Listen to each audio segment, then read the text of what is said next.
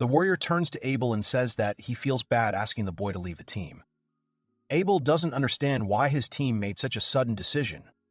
The warrior says that the demon of disaster is gone, so they don't need many warriors on the team to defeat the remaining demons. The warrior interrupts him and says that their team does not need the amber eyes in a world that is now in harmony. He asks if Abel understands this. Abel hangs his head and accepts the decision, as he himself knew it very well. The boy thought about how over 99% of demons, the enemies of humans, have amber eyes that shine like gold. Abel understands that when peace is restored to the world, mages with amber eyes like his will be persecuted. The warrior approaches the guy and says that he has already prepared a mansion for Abel. Abel interrupts the warrior, whose name was Roy, and turns around saying that he will never see him again. Abel turns and leaves. Roy calls after him and apologizes. He tries to convince Abel that he did not mean anything bad. Abel can't see anything. His whole body hurts. He feels like he's been sleeping for too long. The guy puts his hand forward and breaks the wooden barrier. Abel breaks the lid of the coffin and gets up. He thinks that if everything went well, he should have regained consciousness after 200 years. Abel looks at his hands and is amazed. He realizes that he has managed to complete a spell that probably no one else could have created. Reincarnation. The boy regained consciousness in a world where the demons had been defeated. 200 years had passed since then.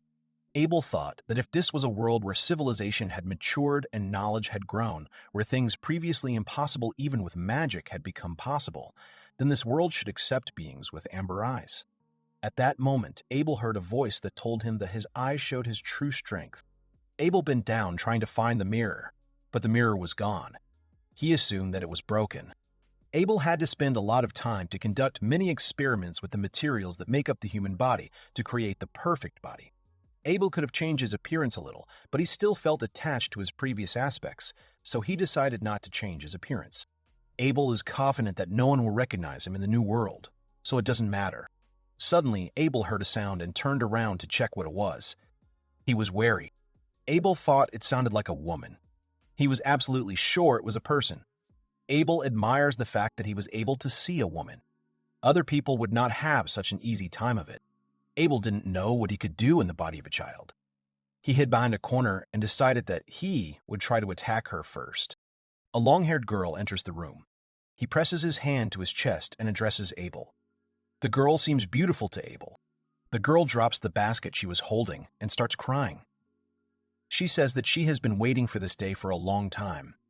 The guy wonders who the girl is. The girl apologizes to the guy. She wipes her tears and says that she has been waiting for him for a long time. Abel comes closer. He wonders why she waited for him. He does not remember such a beautiful girl. The guy was immersed in his magical studies, which throughout his life had nothing to do with women. Then the guy looks closely at the girl's facial features and remembers one girl who looks very similar to her. He remembers. He will remember Roy yelling at him, asking if the boy had gone crazy. He pointed at the girl hiding behind Abel. He convinced the boy that she was an enemy of humanity. After conquering the demon territory, Abel saved the child. She wanted to deal with her only because she was the daughter of demons. Abel didn't understand why he felt sorry for the girl. He supposed that he felt sorry for her either because she was young or because of her amber eyes, which were very similar to his own.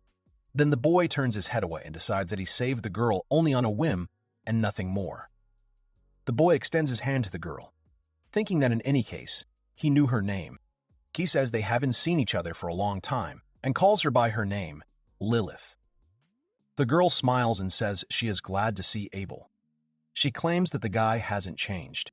Then she blushes, giggles, and says that she feels like the guy has gotten a little younger in 200 years. Lilith rises from the ground and says that ever since Abel saved her 200 years ago, she has wanted to repay him for his kindness. She tells him that she has been searching for the place they are in now for 200 years. The guy understands everything. Abel turns to Lilith and asks her to tell him what color her eyes are.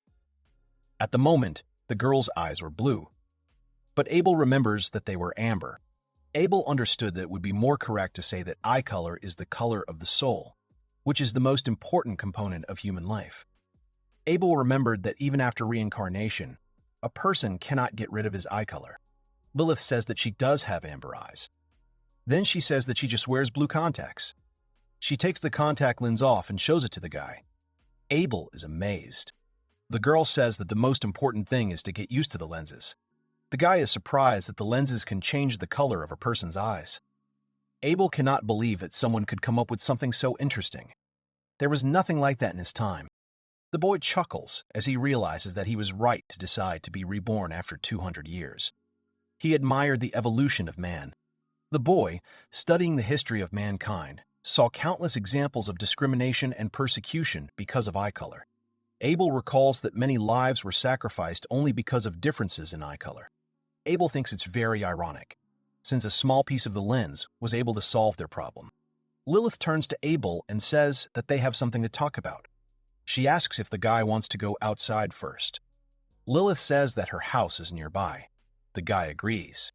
Abel was interested in Lilith's story, as well as all the new creations of the modern world.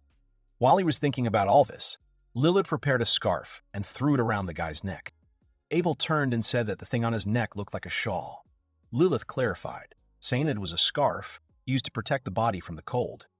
He recalls that the name was slightly different 200 years ago. Lilith extends her hand to Abel and says that it is time for them to move forward. Abel does not consider himself a child, but still extends his hand to the girl. Together they go outside, and the guy sees that everything is in snow. The girl led him through the snowdrifts.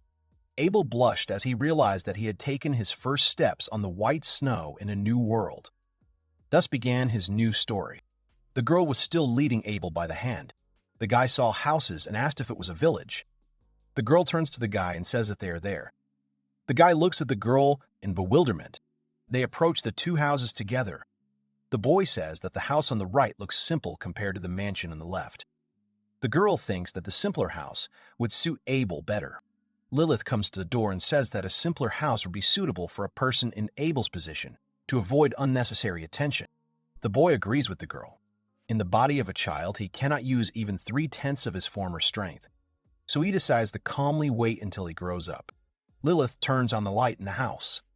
The guy notices the light and pays attention, because he did not feel that the girl used magic. Then the boy looks up and notices the lamps. He asks what they are. Lilith explains that their house is lit by bulbs. Lilith points to the switch and explains that with one push of the button, the bulbs light up the entire room. She demonstrates this and asks if it is really genius. Abel suggested that the bulbs had a magical stone inside, so when a person presses the switch, the light turns on. Lilith thinks that the guy is not very surprised by the new inventions of modern times. Abel says that it is indeed a wonderful invention, but he still finds it more convenient to use his power. The guy stretches his hand forward and uses his magical powers. Lilith laughs and says that it sounds a lot like him. The guy looked at the girl and thought that a lot had changed over the past time. Abel sat down on the couch and began to think about using luminescent magic to create light. It was the simplest and most basic magic that could be learned. Abel was not shocked, as anyone could use this magic, regardless of eye color. Abel raised his head and wondered why, with such magical capabilities, people spent so much effort on creating unnecessary equipment. He wondered why no one thought about it. Lilith approaches Abel, who is lying down on the couch, and covers him with a blanket. The guy still does not fully understand the world he found himself in. A few hours later, Lilith set the table and called Abel to eat. After dinner, he went to the library to study the history and structure of the New World. It was already light outside, as the boy had been sitting in the library all night. He was very much amazed. Abel read that the levels of magic in the New World had decreased over 200 years. It seemed incredible to him. He understood that the world had experienced an unnoticed decline. A guy was reading one of the books and complaining that it presented the wrong magical syntax for explanations. He wondered if the author of the book used syntax. He understood that the books were handwritten and rewritten in many copies 200 years ago, so the content and quality of the books have changed and improved after many restorations. Abel took into account that although culture has evolved greatly, there are still shortcomings. The boy went down to the dining room to eat.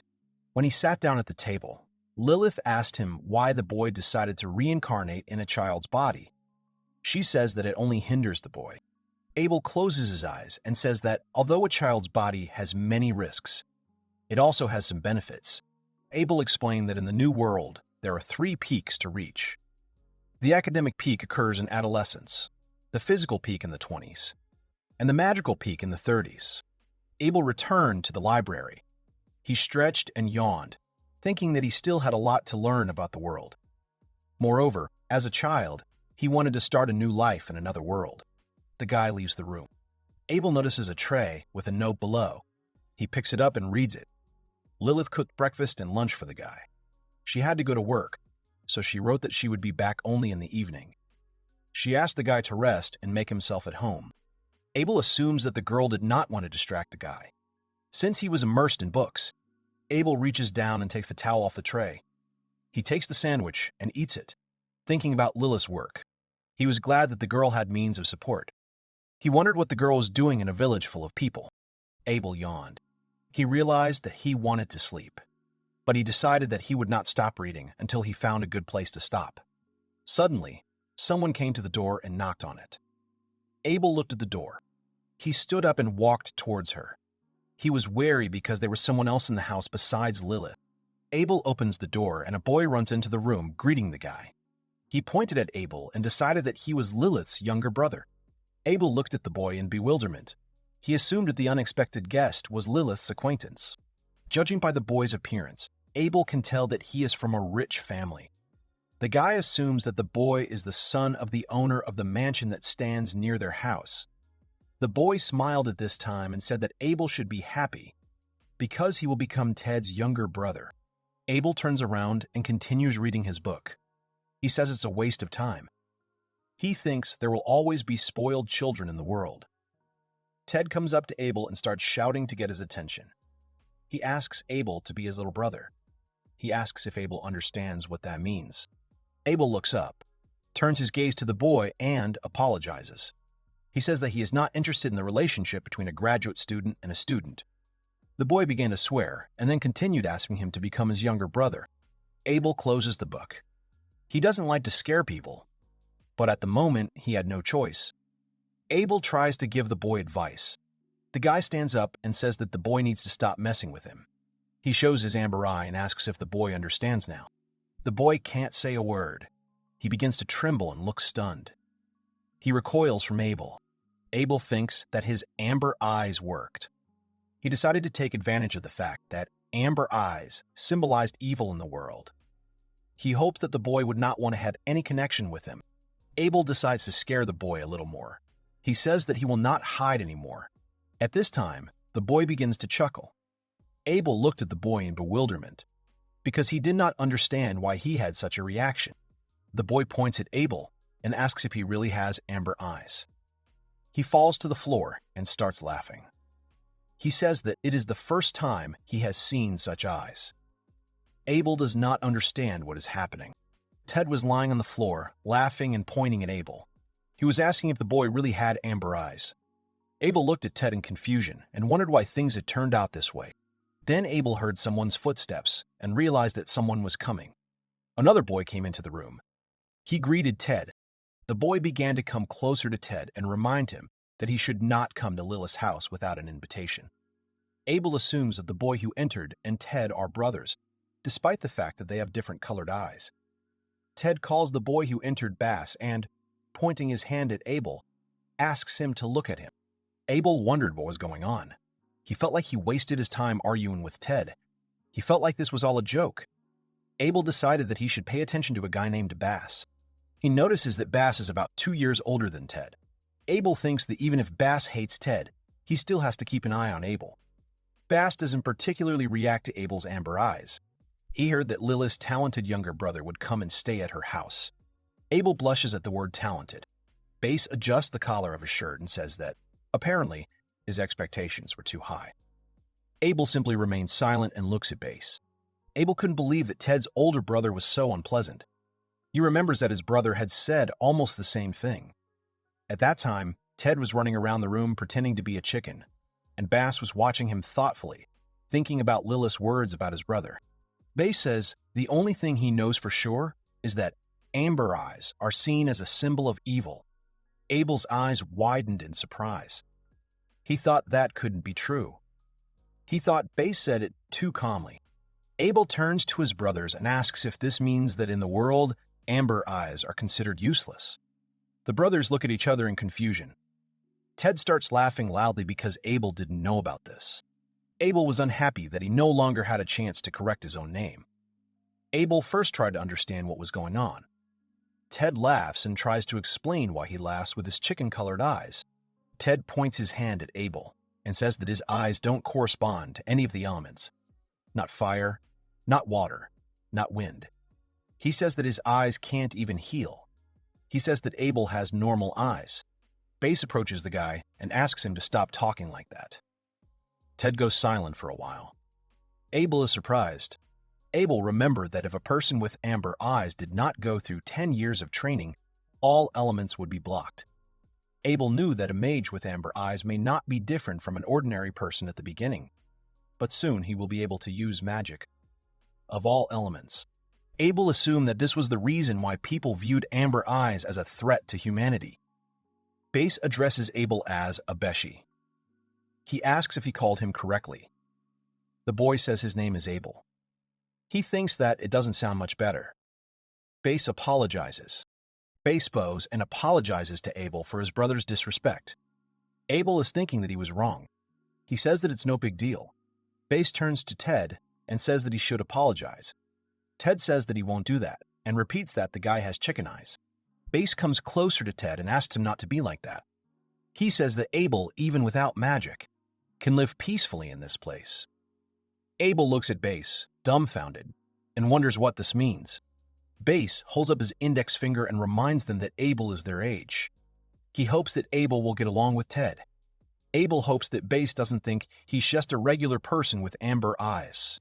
These were the kind of people Abel hated the most. Bass heads out and smirks. He tells Ted that they should go do magic.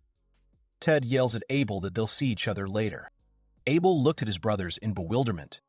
He tried to understand what was wrong with them. He did not understand their behavior, since they broke into someone else's house and began to speak badly about the owner.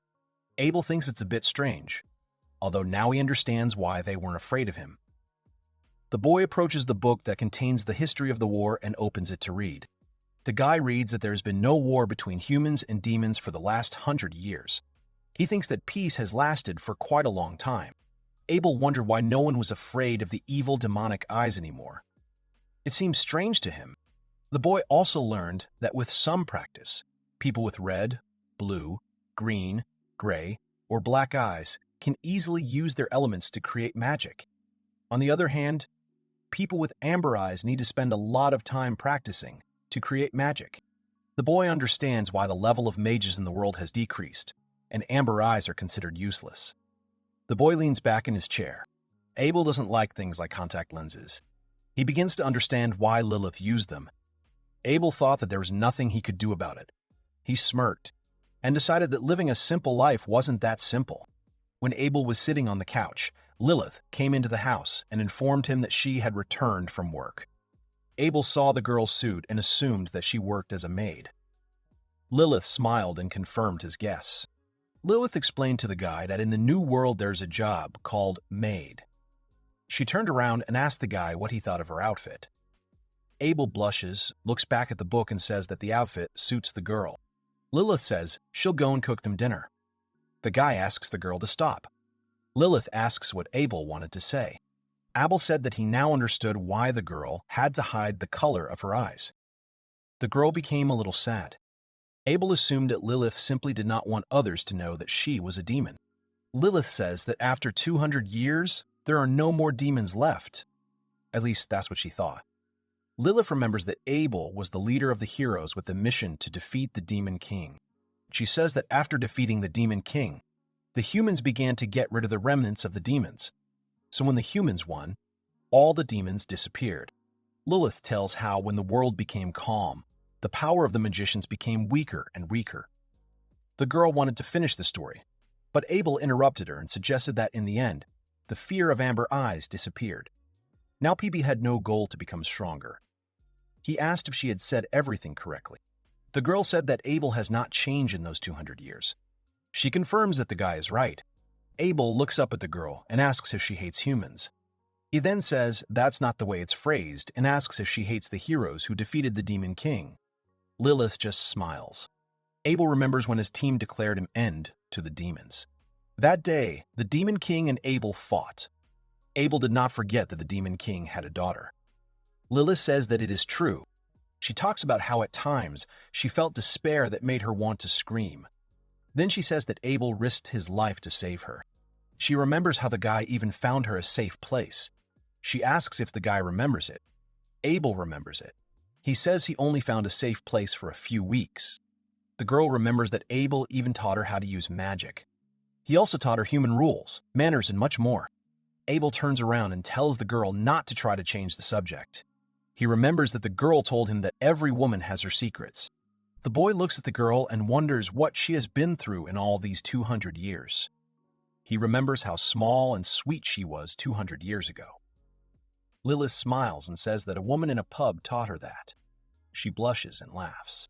The girl then approaches Abel and gets his attention. She lowers herself to his eye level and says that she will always be grateful to him for what he has done for her. Lilith smiles. The guy asks if she's serious. He hides behind a book, looks away, and thanks the girl.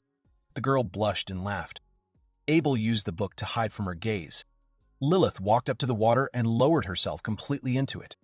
She and Abel were taking a bath together. The girl smiled and said that hot water was wonderful. Abel didn't want to take a bath together, but Lilith forced him to. However, the guy thinks that he is exaggerating when he says forced. Lilith smiles and apologizes. She justifies herself by saying that she could not contain her love for the master. Abel asks if it's true. He thinks the girl has a strange desire to grab another person and drag him into the bathroom when she can't contain her love. The girl chuckles.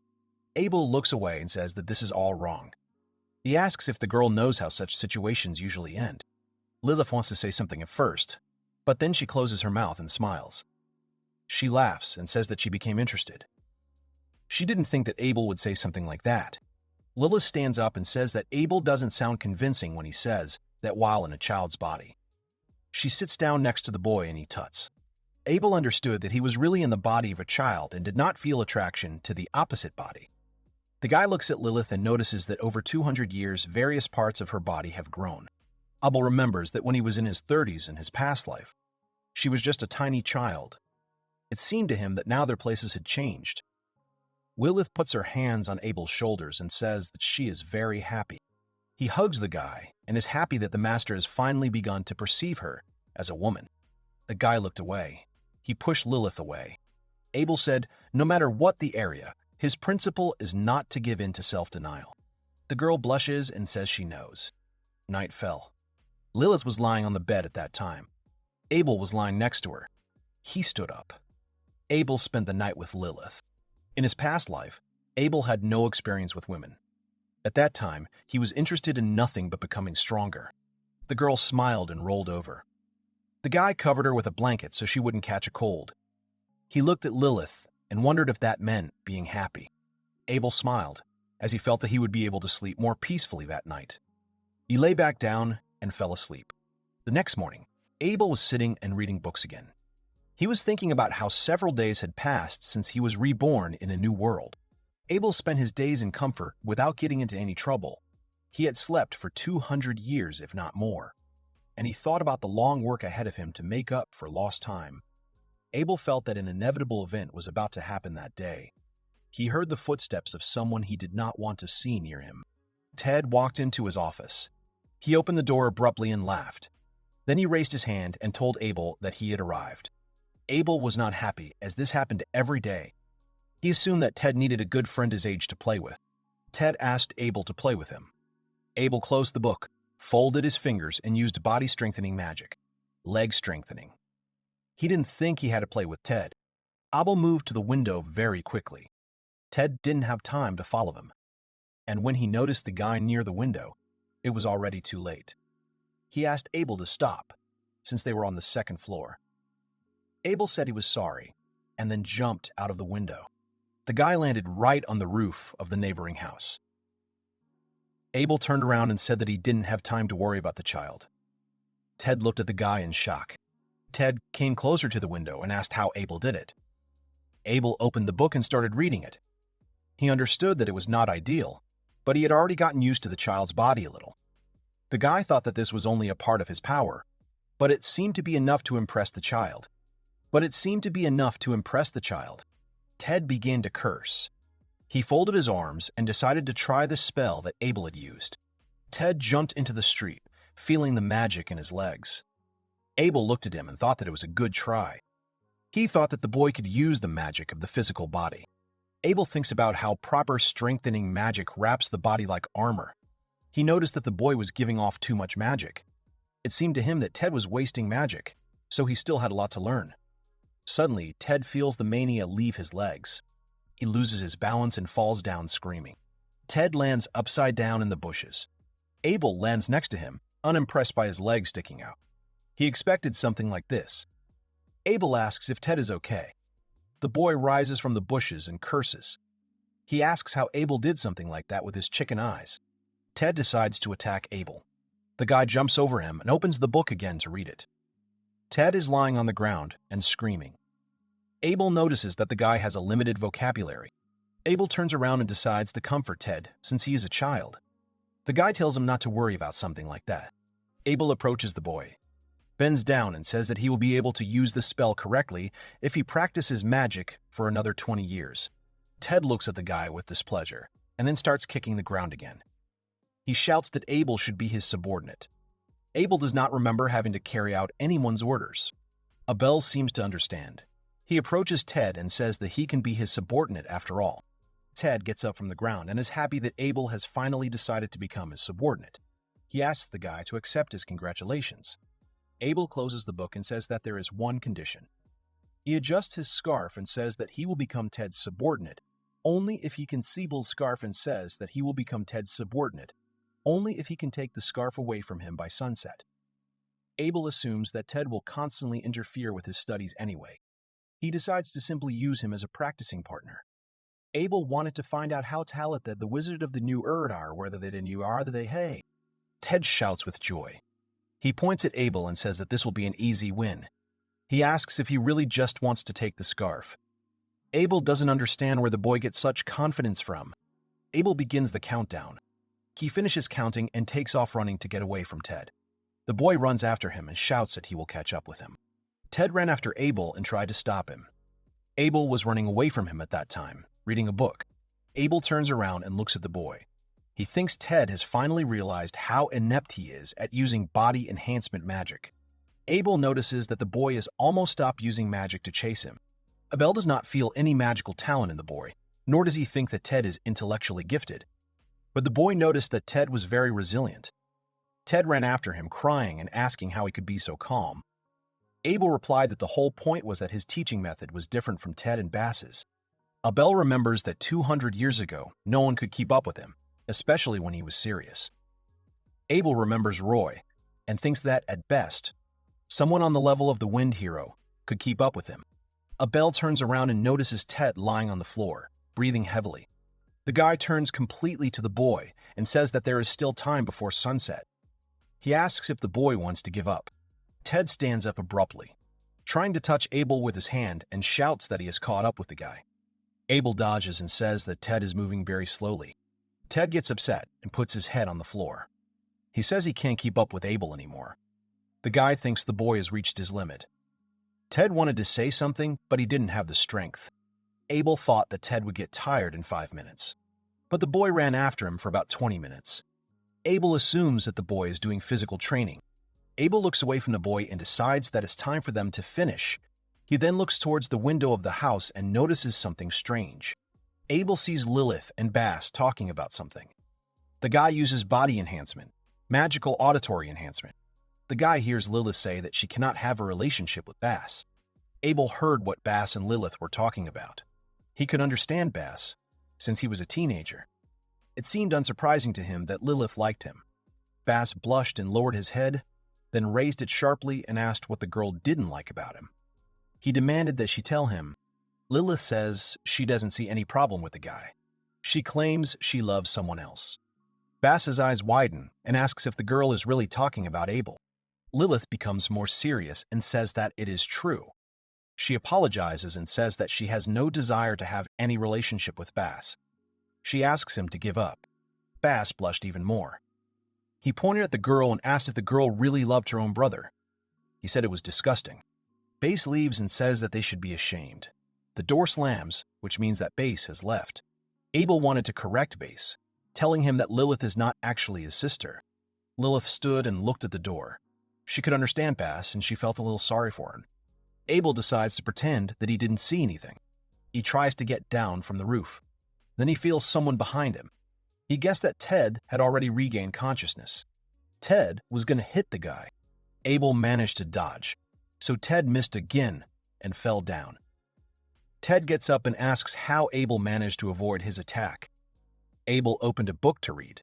He thought Ted was not very smart. Ted suddenly becomes ill and collapses. Before he passes out, Ted says that this time he really has reached his limit. Abel looks at the boy and thinks that this was too much for the first day. He assumes that the boy should learn from this and stop coming to his and Lilith's house. But that's just his thought. A few days later, Abel was standing in front of Ted again. The boy called out to Abel, and then jumped on him. Abel said that Ted was completely open. Ted got hit on the head with a book. The boy started cursing and grabbing his head. Abel says that Ted should stop announcing his actions. Ted smiles and says that he almost managed to grab Abel. The boy replies that this statement is completely false. Abel noticed that Ted liked their game. From then on, it became their daily game. Abel chuckled. He asked if the boy really called him by his name. Ted laughs in response and says that they have been playing this game for a few days now, so he remembered the guy's name. Ted puts his hands at his sides and says that he needed to remember Abel's name since he will be a subordinate in the future. Abel does not resist. Abel has noticed that Ted has improved his abilities a little over the past few days. The guy doesn't know if this is good or bad. Abel is convinced that body-strengthening magic, which requires good natural instinct, is the best option for the boy. Ted waves his hand and shouts that he will take Abel's scarf. He rushes towards him again to attack. Abel puts his hand out and blocks Ted's punch. He then grabs the boy's arm and trips him. Abel believed that despite all their games, Ted was still very weak and inexperienced. That was why he always lost. Alva watched Ted roll off the roof and screamed. He told the boy he was too slow. He claimed that even a fly could stop his attack. Abel asks if Ted wants to give in. The boy stands up, then slips and falls. Abel doesn't have time to react. He falls down and curses because he sees the boy crying and pressing his right knee to himself because it hurt. Abel comes closer to the boy. He understands that the boy managed to land somehow, but he still got a bruise. Abel assumes that he only has a fracture. He knew that compared to internal organs, healing broken bones with magic is easier. Abel reached out his hand to the boy's knee. He is not very good at restoration magic, but he is confident that he can handle it. At that moment, Ted's brother runs up to him. He pushes Abel away and yells at his brother to hold on. He tells him that he's going to help him by using restoration magic. Bass placed his hands over Ted's knees and used restoration magic. Abel noticed that Bass used elementary restoration healing magic. Abel feels like he underestimated him, as Bass had green eyes that had a connection to the wind. He remembers that people with gray eyes use spells aimed at healing. Abel approaches Bass and asks what he is doing. Bass turns his gaze to the boy and asks if he has never seen restoration magic. He demands that the boy shut up and not disturb his concentration. Bass turns around to continue healing his brother. Abel just looks at him sympathetically, knowing that this is bad. Abel remembered that the magic of restoration was very delicate. He compared it to building blocks. He understood that it worked on the principle that you need to put the big blocks first, so that everything else does not collapse. But he noticed that Bass, using this analogy, was trying to put the big blocks on top of the small ones. Abel looks at Boss and thinks that if he does this, Ted will feel incredible pain. Ted starts screaming loudly. Bass asks if his brother is okay. He says the treatment may cause a little pain, but he just has to endure it. Ted says it hurts a lot. Abel turns to Bass and says that Ted is passed out. He convinces Bass that he has already given him first aid, so now he needs to take Ted to the doctor. Bass slowly turns to Abel and says that he saw what the guy did. He says Abel pushed Ted. Abel asks if Bass really means to say that he pushed Ted. He says that if Bass was watching them, then he should have seen what happened. Abel starts to explain what happened. At this point, Bass starts to get even angrier. He approaches Abel and demands that he call Ted master. Abel asks if Bass would really be angry about the situation. He thinks it's stupid. Bass says that Abel is a commoner and Ted is a nobleman. He convinces the guy that age doesn't matter, Ted is still the second son of the Lombard family. Abel says that status doesn't matter at this point. He looks at the crowd that has gathered and says that they need to get Ted to a safe place. Bass gets even more angry because Abel said that status doesn't matter. Bass starts cursing. He points his hand at the guy and says that he will make him regret his attitude towards the nobles. Bass takes out his sword and says that Abel has tarnished the honor of the nobility. He apologizes for not being lenient with a man like Abel. He points his sword at Abel and challenges him to a duel. Bass challenged Abel to a duel. The boy turned around and looked at the crowd that had gathered around them. He thought it was all a bit complicated. Abel raised his hand and asked Bass to wait a minute. He says he has no reason to fight him. Bass pointed at the boy and asked him not to make fun of him. He says the boy just made the nobleman look bad in front of the others. Abel feels like he's made Bass even angrier. He thinks about how he needs to treat Ted's wound as quickly as possible. He wonders if he should fight Bass and defeat him as quickly as possible. Abel closes his eyes and agrees to the duel. He always wanted to have a sample of the types of magic that the nobles of the current era could use in battle. Abel thinks that if he quickly ends the battle with Bass without using too much flashy magic, the crowd of people won't pay attention to him. Bass announces that whoever makes their opponent say, "I give up" first will win. Bass smirks and says that he will not fight Abel at full strength, as he is older than him. Abel turns away and says that he understands. He asks Bass to quickly begin the battle. Bass gets even angrier. He asks how much longer the guy is going to mock him. He agrees to start a fight. Bass swings his hand. He shouts that Abel will regret daring to mock him. Bass uses the spell Windblade. Abel dodges and the attack misses him. The guy is in the air. He notices that Bass's magic power itself is mediocre. But he notices that Bass's spell speed is too high. Abel looks at the boy and suggests that the speed somehow affects the speed of his magic. Bass smirks. He asks why Abel reacts to him so strangely. He turns his sword and asks if the boy really sees the artifact for the first time. Abel thinks about the artifacts. Bass points at him and mocks him. He says that the guy is not very smart. Bass smirks at how Abel lived so many years but never learned about the artifacts. He thinks that Abel lived in some small country. Bass winks and says he'll teach the boy. He picks up the sword and explains that it's a support item created with magic. He says that it's because of his sword that he can cast his spells so quickly. Bass swings his sword and tries to attack Abel. The guy jumps and dodges. He uses body-strengthening magic, use of analytical eye. Abel analyzes Bass's artifact. Abel wonders if the spell was really created in advance. He suggests that this mechanism, the artifact, works simply. The magician pours in his magical power, and it allows the magic recorded in it to be used. Bass attacks Abel again, but this time at close range. The guy dodges and deflects the attack with his hand. He says that it is not that important. Bass opens his mouth in surprise. He could not understand how the guy was able to deflect his attack with only his hands. Abel could understand a possible reason. He suggests that the appearance of the artifact is one of the factors that lowered the level of magicians. Abel thinks that this is quite convenient, as the artifact simplifies the life of the magician, helping him to create a spell faster. He thinks that this is the reason why everyone started using artifacts. Abel thinks that if a magician has an artifact, then he does not need to create a spell, since he will be able to use the spell that is written in the artifact. Abel remembers the world of 200 years ago. He remembers that such artifacts were unacceptable. Abel thinks that in a world where demons, the only enemies of humans, have disappeared, even instant simple magic will be enough to be popular. Abel is very upset because as a result, the magic tool took away the thinking mind from the magicians. Abel asks if Bass really used magic. The nobleman looks at the boy in confusion. Abel looks at the boy with a detached expression and says that he only felt a slight breeze. Bass gets even angrier. He clicks his tongue. Bass then takes off and is about to attack Abel. He shouts many negative words at him. Abel decides to show Bass what real magic looks like in gratitude for his cooperation with his investigation. Abel rises up and uses the spell Windblade. Base hears a whistle and feels a strong gust of wind. He looks at Abel in amazement.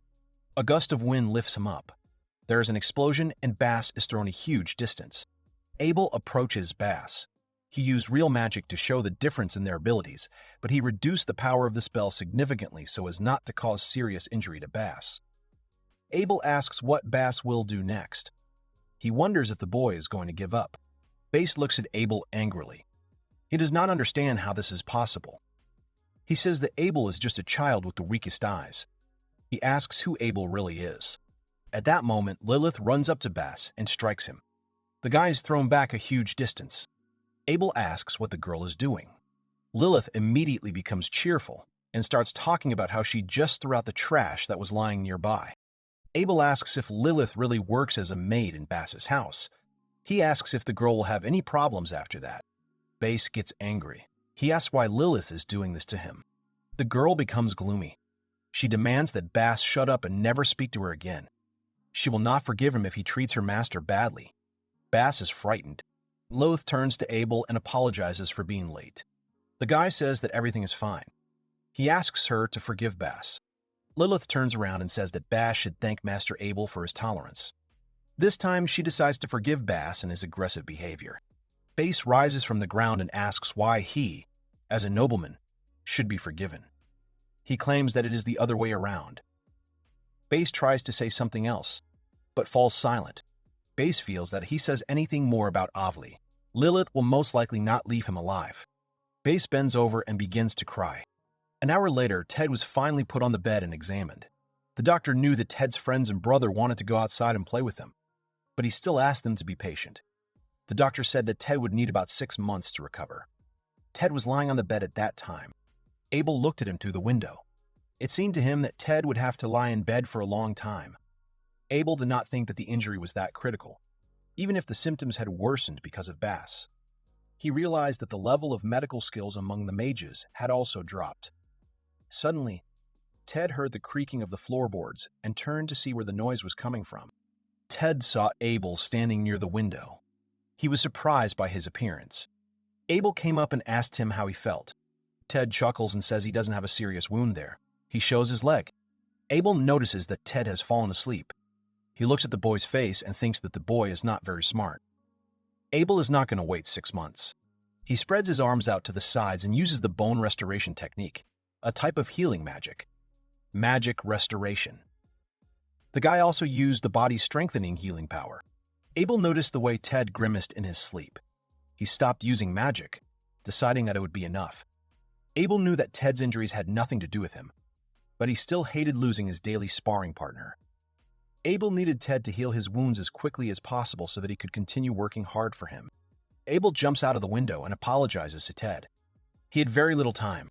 Bass and his father come to Lilith and Abel's house. They were kneeling together. The father grabbed his son's head to force him down. He turned to Abel and said that he was sorry for what happened. The boy tried to understand what was going on. The man continued to apologize. Abel was not impressed that Bass and his father Evans came to him to apologize. Bass shouted, getting his father's attention. He asked why he should apologize to a man like Abel. The guy assumed that Bass was not going to apologize. Evans says that Abel is just the younger brother of their maid. He is very angry with his son. He curses and asks what his son just said. Evans decides to tell his father that they didn't actually hire Lilith. She hired them. Bass sits there confused. Abel understands everything. At first, he was curious about why a high-class demon like Lilith would serve humans. He assumed that the Demon King's daughter had some plans for the Evans family. Abel understood that there were many obstacles for a demon who wanted to live with humans. The guy thinks that the girl most likely just wanted to use the power and authority of the nobles for her own benefit. Evans bows his head and his sons again. He begs the guy not to punish them too much.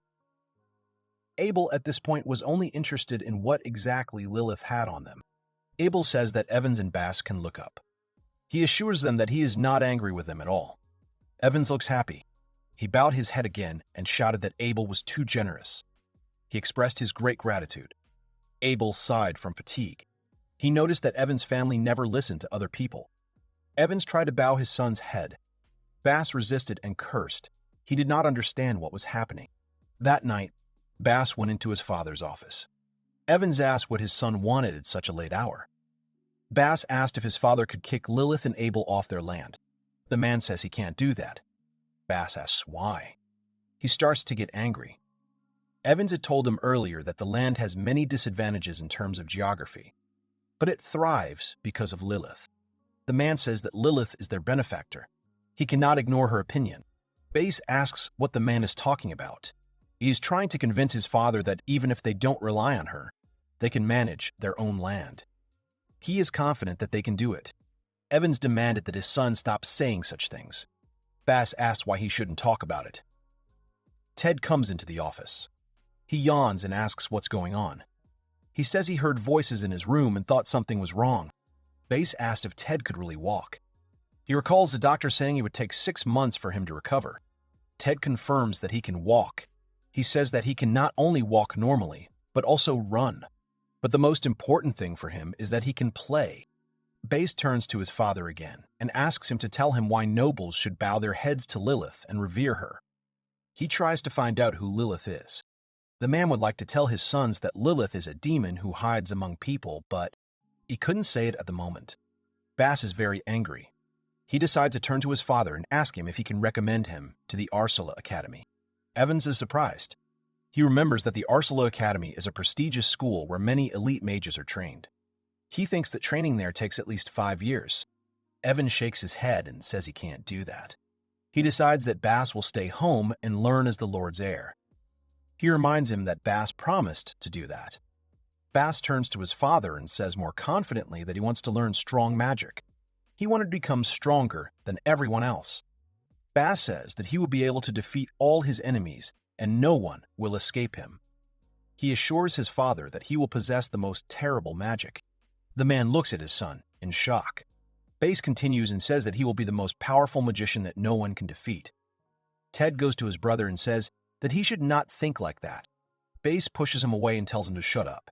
Bass is about to hit Ted, but his father stops him. Bass screams that everything happened because of Ted. He puts the blame on him, as he befriended a commoner despite his nobility. Evans looks at his son and realizes that he cannot trust the title of Lord Bass to him when he is in such a state. Bass pushes his father away from him. The man stands up straight and says he will recommend the boy to the Arsala Academy of Magic after all. Evans says he would like Bass to gain experience outside their country, so he can see the world as it really is. Bass smiles and says he knew his father would tell him this. Evans watches him go, wondering how he could have gotten his parenting so wrong. Ted wonders if his brother will be okay.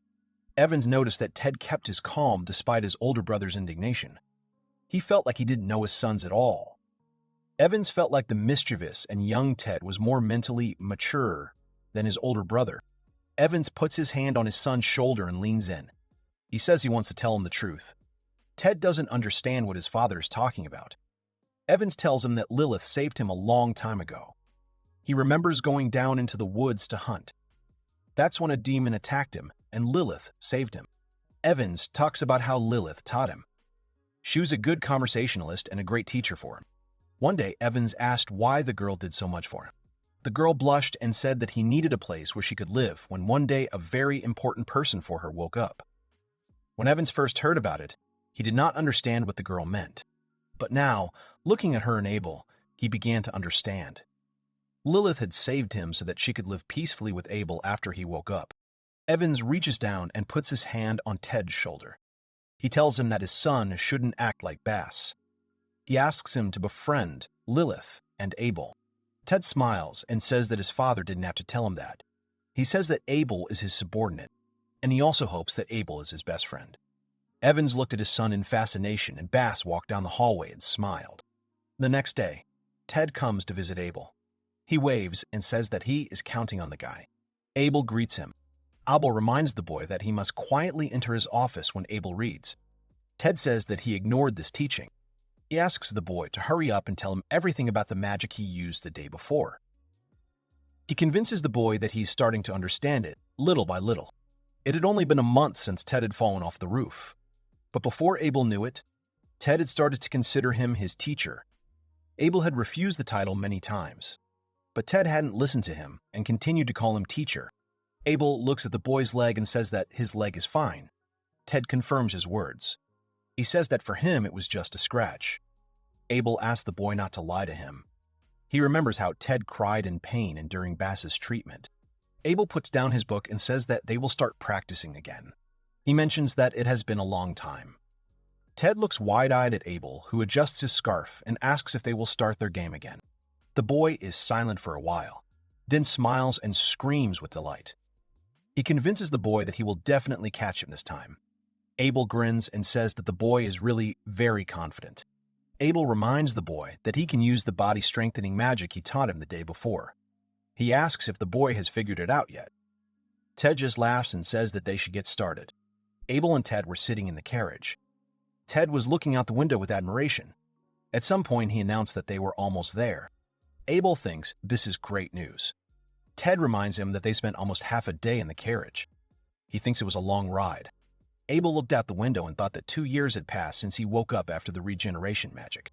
Abel was currently on his way to the royal capital to take the entrance exam for the Arsala Magic Academy. He was sad about having to go to school again. Lilith turned to him and asked him what he was planning to do in the future. The guy thinks for a second, and then says that he will continue to travel around the world as an adventurer. Lilith asks if Abel really doesn't know that adventurers have completely canceled all types of adventure work. Abel recalled how in his past life, he was an adventurer and made a living by defeating monsters and selling some of his materials to the Adventurers Guild. Abel wonders if this could have happened because the number of monsters had decreased dramatically, so adventurers were no longer needed. He thinks about how all the books in Lilith's library were very old, so he still didn't know many details. Lilith says that if Abel wants to get a job related to magic, then he needs to go to the Magic Academy. Lilith says that at the present time, if the guy does not get into the Magic Academy, then he will not be able to get a job related to magic. Abel thinks about the academy. He recalls how 200 years ago people called him the unrivaled genius. Lilith asks if Abel really wants to continue sitting at home doing nothing. She says that it is normal for her. Abel says that he will go to study at the academy since he could not depend on Lilith forever. The boy also thought that he needed to broaden his horizons. He'd been looking at magical technologies in various fields for 2 years. He noticed that the decline in the level of new mages was simply abnormal. At first, he thought that artifacts were the cause. But then Abel realized that this was not the only reason. Then the guy remembers the teapot that Lilith used. He thought that this thing was quite convenient and useful. It seemed to him that all modern magicians were focused on developing artifacts. Since magic in the present time did not require strict preparation, it seemed strange to the guy that anyone could use these artifacts and write spells there. It seemed to him that everything was very complicated. Suddenly, Abel's attention is drawn to Ted. He puts his hand on his chest and says that thanks to his efforts, Ted's magical abilities have grown. He raises his hand and shouts that he will do everything in his power. Abel notices that Ted has grown. He remembers the first time he met him. Then Ted seemed immature and a terrible child to him. But when he began to study with Abel, his manners improved significantly.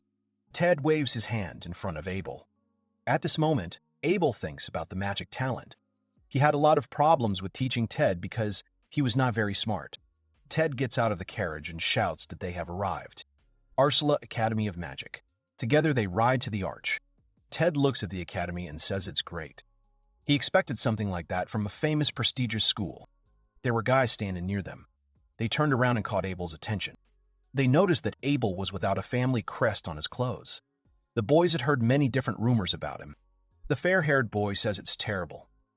He thinks the standards of Arsala Academy have dropped. The dark-haired boy says that a commoner like Abel should be working in the fields. Abel wasn't surprised by the way nobles were treated as commoners. He thought it was consistent with the current decline of modern mages. Abel recalled that many mages were able to hide their powers, so he was still wary. One of the boys asked how someone with the strongest eyes could enter their academy. The second guy says that there's a recommendation from a house that sends large donations to the school. The blonde guy assumes that it was a bribe and starts laughing. He is sure that Abel will fail the test. The dark-haired guy says that it is impossible. Abel did not care that the academy students were chatting and would not shut up. But Ted got very angry that the academy students were chatting and would not shut up. But Ted got very angry. He asked what the boys were talking about. He asked if they could really judge a person by the color of their eyes. The boy says that his teacher doesn't have to worry about it. Abel never thought that Ted would be able to stand up for him. Abel assumed that in any era there would be those who despised amber-eyed wizards. He was sure that the school's elite treated amber-eyed wizards terribly. Suddenly, a girl comes up to him and asks if the guy is ashamed to discuss Abel.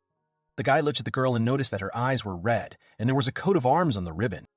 The girl passed by Abel and approached the gossips. She asked the fair-haired man if he was really spreading malicious gossip about a commoner who had just arrived. She thought he was doing something terrible. The boy couldn't say anything in response. He was dumbfounded. The girl said her name, Eliza. She said that in 5 years, after graduating from Arsala Academy, she would become a great sorceress who would go down in history. The blonde guy leans over to the girl and tells her to watch what she says. The dark-haired guy asks if he and his friend should teach Eliza a lesson. Ted looks at them, then turns sharply to Abel and offers to help the girl. Abel is sure that it is not necessary. Ted asks why there is no need to protect the girl. Abel says that Eliza is strong. The girl smiles and takes out her sword. She makes a few quick swings and then lowers her hand with the sword under the dumbfounded gaze of the blonde guy. Eliza demanded that the guys leave. She looked at them menacingly. The boys got scared and ran away, apologizing. Abel didn't ask the girl for help, but he still wanted to thank her. He extends his hand to greet the girl, but she pushes his hand away. Eliza glares at the boy and calls him a weak commoner. She is angry because he wanted to touch her body. Abel asks if the girl wanted to help him. She replies that she simply does not like people who gossip. She does not remember giving Abel permission to talk to her. The girl turns around. Pointing her hand at Abel, she says that if he wants her to notice him, he must be more disciplined than anyone else. Eliza finally says that she is only interested in strong men, and then turns around and leaves, fixing her hair. Ted turned to Abel and asked why Eliza was acting like this. Abel replied that he couldn't even imagine. Abel didn't think that such a strong-willed girl would remain in such a benevolent and peaceful era. Abel had a strange feeling. It seemed to him that he had met Eliza somewhere before. Ted and Abel were sitting in the auditorium. Ted was making faces, and Abel was writing something on a sheet of paper with concentration. Abel knew that the entrance exam to the Arsala Magic Academy included 2 types of tests, a written test and a skill test. You remember that both of these tests had a maximum score of 100, so the maximum score was 200. Abel calmly wrote the test because it was too easy for him. With the help of the test, Abel and the other students checked their skills in reading, mathematics, and writing. The next test was dedicated to the magic test. While solving it, Abel noticed that in the modern world, magic has fallen too much. That is why this test was easy for him to solve. Then Abel and Ted wrote a test on magical techniques. It was a little more difficult than the previous ones, but Abel still passed it easily. Abel was having trouble. He saw a question that required the boy to prove that magic could not create a human soul using the Deperonica's last theorem. Abel noticed that at the last moment another problem arose. The difficulty level of the test rose to a completely different level. He knew that this question was made specifically to prevent the examinee from getting the maximum score. He imagines the person who wrote this question smiling slyly. But Abel knew what to do. Abel was the one who wrote the final theorem. Abel remembered that this happened when he was still a child, 10 years old. At that time, the trend of changing the human body was at the peak of popularity, so magicians were looking for a way to create a human soul. At that time, Abel discovered that a famous magician had taken many lives, calling it an experiment that had become a social problem. Abel thought it was something stupid. He understood that it was impossible to create a living soul with the help of magic. This is why Abel decided to put an end to this senseless trend by publishing anonymously Depornic's last theorem. For Abel, it was not meaningless, because thanks to these results, he was able to complete his reincarnation magic. He also remembered that Depornica was the name of a dog that an elderly couple in his old neighborhood had. Now that Abel thought about it, he realized that the final theorem of Depornic that he had published at the time was incomplete and imperfectly useless. Abel wondered if he should have corrected this error. He thought it was all for the good. Even though he was a child then, he still felt ashamed that he had published an incomplete theorem. Ted turns to Abel and says that he expected the written test to be extremely difficult. Abel asks if he was really difficult for Ted. One of the examiners announces that the written exam is over. She says that she will now take the students to the testing grounds to test their magical skills. She asks everyone to follow her if anyone in the group has a number from 1 to Magpie. Ted stands up and shouts with delight that the skills test will be very interesting. Ted and Abel walk to the training ground. Ted looks around and comments on how big the training ground is. Abel looks around and suggests that the examiners have created the entire area to test ranged magic. The woman points to the side and says that the students will use artifacts to test their skills. The woman asks the students to choose an artifact that matches their eye color. Abel picks up the dagger and examines it. He is convinced that the organizers have not prepared an artifact suitable for amber eyes. Ted turns to Abel and asks if he will use the artifact for red eyes. One of the boys tells the others to look at Abel's lower eyes. At that moment, the examiner comes up to them and says that Abel can use any artifact if there is no suitable one. Abel thinks that should be enough. The examiner asks everyone to be quiet, as she is about to explain what they were supposed to do. The examiner points to the targets and says that the students will have to shoot at the targets using their magic. She explains that the targets are made of strong material, so they should not break. The woman tells the students to use maximum power. Abel knew that by using artifacts with a spell written in advance, a mage could measure the ability. Abel understood that it required a large amount of innate magical power and the ability to effectively release magic. The examiner announced that it was time for them to begin. She asked who wanted to go first. Ted volunteered. The woman said that Ted was number 28. Abel looked at the boy, and it seemed to him that he was very excited. He wondered if the boy would be okay. Abel knew that even though he had been teaching Ted for some time, the boy's magic was still below average. He wondered if Ted would be made fun of if things continued like this. Ted rolls up his sleeves and walks onto the playground. The examiner says that if the boy is ready, he can begin. Ted yelled that he was going to start. The boy swung his arm and used his magic to launch a fireball at the target. Abel looks at the boy with wide eyes. He believes that he did not show his best result. A small fireball reached the target and crashed into it. Abel assumed that Ted's magic was weak because he was using an unfamiliar artifact. Abel understood everything. He confirmed that the organizers used the dark matter ore to absorb magic. That's why the target won't break even under powerful magic. The examiner shouted out that Ted had shown amazing ability. She wondered why someone as talented as him was taking the general exams. Everyone was delighted. All the students started to approach Ted and ask about his coat of arms, family, and place of residence. They admired the boy's fire magic. Abel looked at everyone unimpressed. The man standing to the side blew smoke from his mouth and said that Ted was very strong. He was a veteran examiner. It seemed to him that they had all witnessed the birth of a genius magician, born once in 100 years. Abel wondered who the man was. He felt like he was sleeping. Then he turned back and began to look at the others. The other students also used fireballs, wind blades, and ice spears. Abel couldn't believe that there were people who couldn't handle magic even if they used artifacts as support items. There were those who missed or couldn't reach. Abel was thinking at that moment that compared to those guys, Bass could be a great magician. The examiner turns to Abel and says that he will be the last one. She calls his number and asks if he will take the test. Even the examiner thought that a person with amber eyes would not be able to use magic. Abel went forward and said that he would pass the test. The woman asked him to begin. Many of the students teased him, not believing that the boy with the strongest eyes could pass the test. Abel remembered that the rules did not prohibit changing and strengthening the spells of the artifact. He changed the speed of magic, the power level, and also supplemented the artifact with an additional operation, bullet spread. Abel raised his artifact and cast the spell, Rain of Fire. The machine broke down and only coals remained after it. Everyone was shocked by the guy's powers.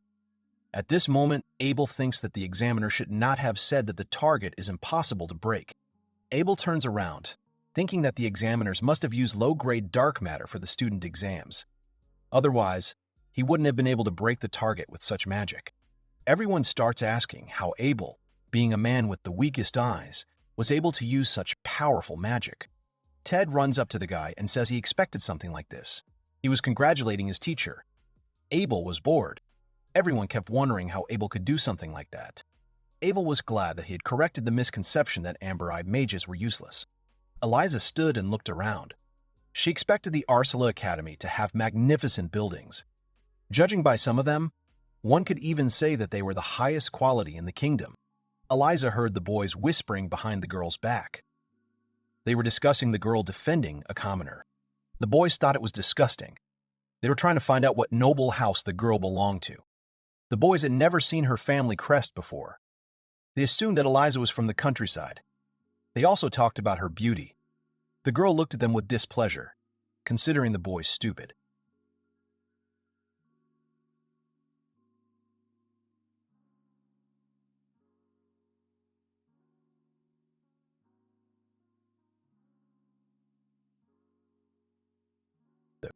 Eliza assumed that only half of the people in Hall B would be able to pass the test. She believed that less than half of the students would definitely be able to. At this point, the examiner announced that it was turn number 86. Eliza took a step forward. The examiner asked the girl to state her name. The girl bowed and said her name. She said that she would be under the examiner's care. Everyone looked at the girl in amazement. Eliza looks up and asks if she can begin. The examiner sighed loudly, then blushed, smiled, and asked Eliza to begin. The girl stood right in front of the target. She cast a spell. She swung her sword and used the Blade of Fire spell. The attack hit the target squarely. Everyone's mouths dropped open in surprise. The examiner wonders if the dark matter was actually damaged. One of the observers wonders what the spell was. The guy turns to him and says that the spell written in the artifact is for red eyes, so it must have been set to fireball. One of the students in the crowd wonders if the girl really didn't use the artifact. They think it's a violation of the rules. A girl steps forward and says that it is not a violation of the rules, since the girl definitely activated it. At this point, Eliza turns around and addresses the examiner, who was her teacher. She talks about how she simply rewrote the spell. Eliza thought that she could create stronger magic this way. Everyone was amazed that she did it instantly. The examiner turns to a teacher named Feodora. The teacher says there are no problems. Feodora convinces the examiner that it is not forbidden to rewrite the source spell in the artifact. She says that this is real magic. The woman says that they only evaluate strength and their magic. The examiner agrees with her. Eliza looks at Feodora and is surprised by her behavior. It seems to her that the woman is behaving as if she is responsible for an exam. Suddenly, someone calls Feodora, the teacher. Eliza wonders what happened. Feodora asks her to go somewhere else because something serious has happened. Feodora asks the woman who ran up to her to speak more slowly. A woman tells of a student with amber eyes melting dark matter during an exam. The woman mentions that the student used fire magic, which burned the perimeter around the target. Eliza wonders how that is possible. Feodora asks what the name of this student is and to what noble house he belongs. The woman says that the student is a nobleman living in the province of Lombardy. She calls his name, Abel. Eliza immediately remembers the commoner with the amber eyes. She remembers that his name was also Abel. The girl chuckles and says that it's getting more interesting. Ted and Abel were walking down the hallway. Ted was asking his teacher if he was really going to do a great job. Ted was happy to be in the same class as Abel. Abel was saddened by the fact that there was no classification higher than A, so there was no choice but to put him in the same class as Ted. Ted walked up to the door and decided that it led to the Class A waiting room. Abel opened the door. In front of him, he sees a huge number of students sitting at desks. They all looked with apprehension at Ted and Abel, who entered. Ted suggests that rumors are spreading that Abel destroyed a target made of dark matter. Abel closes his eyes and says that he already figured it out. Abel finds this a little awkward, but he thinks that no one will be harmed by it anyway. Suddenly, someone shouts at him. It was Eliza. She asked if the guy minded if she sat next to him. Abel turns to Ted and ignores the girl. She starts to get angry. Eliza asks why the boy treats her like that. She explains to him that he should look at her when she speaks. Abel says that he just keeps quiet because, obviously, a commoner should not talk to nobles. Eliza remembers what she told him when they first met. She says he misunderstood her. Eliza turns her head away and says that she is not a supporter of noble rules. She convinces the guy that she simply does not like weak people. Abel clearly remembers how the girl said that she was interested in strong men. He knows that there are also excellent magicians among the common people. but their share is small compared to the aristocracy. The guy assumes that this is why the girl acts cruelly towards the common people. Eliza nudges the guy with her elbow. Then she asks if the rumors are true. She asks if the guy really destroyed the target made of dark matter during the exam. The guy reluctantly answers. The girl starts asking him a huge number of questions. Abel finds her annoying. Suddenly, teacher Theodora entered the classroom. Everyone turned around. She asked if everything was in place. Then she announced that she was responsible for this exam. Abel tells the girl that they will continue the conversation next time. The girl agrees. Then she says she knows what the test will be. The guy doesn't understand what she means. Fyodor explains what the final test will be. She says that they will test each student's skill in the form of a duel. She specifies that the outcome of the duel will have a huge impact on the results. Fyodora talks about 3 rules. She says that the match is one-on-one. He says that the winner is the one who destroys his opponent's defense. The last thing Theodora says is that they chose the pairs based on the results of previous tests to make the duel fair. One of the examiners hung up a chart, and Theodora said that the students could see their opponents. Ted sighed and was glad that Abel was not his opponent. Abel sees the number and understands that his opponent will be Eliza. The girl shows her number and says she is happy to introduce herself. She smiles widely. The guy begins to understand what the girl was talking about. Fyodor says she will take everyone to the final exam. She explained how the protective work works, and then asked everyone to be careful. Abel thinks that there is nothing special about protective magic. Ted was amazed by Feodora's powers. Abel and Eliza are challenged to a duel. The girl steps forward. At this moment, students can be heard discussing how Eliza is very strong. Abel looks at the girl and realizes that their battle will attract a lot of attention. The girl turns around and suggests that they start a battle to see each other's abilities. Abel is interested in Eliza's abilities, but refuses to choose a weapon, preferring to rely on his own strength. Eliza laughed, asking if he had any specific reasons for not using weapons. Abel said there were no specific reasons. He was faster at creating magic from scratch. Abel turns his head to the side and, looking at the girl, promises her something that will not disappoint her. Eliza looks at him and smiles. The girl understands that the guy prefers the old way. She chuckles and tightens her grip on the sword. Eliza jumps up and shouts that she likes Abel's method. The guy notices that she is very fast. The girl attacks, but Abel disappears and appears from behind.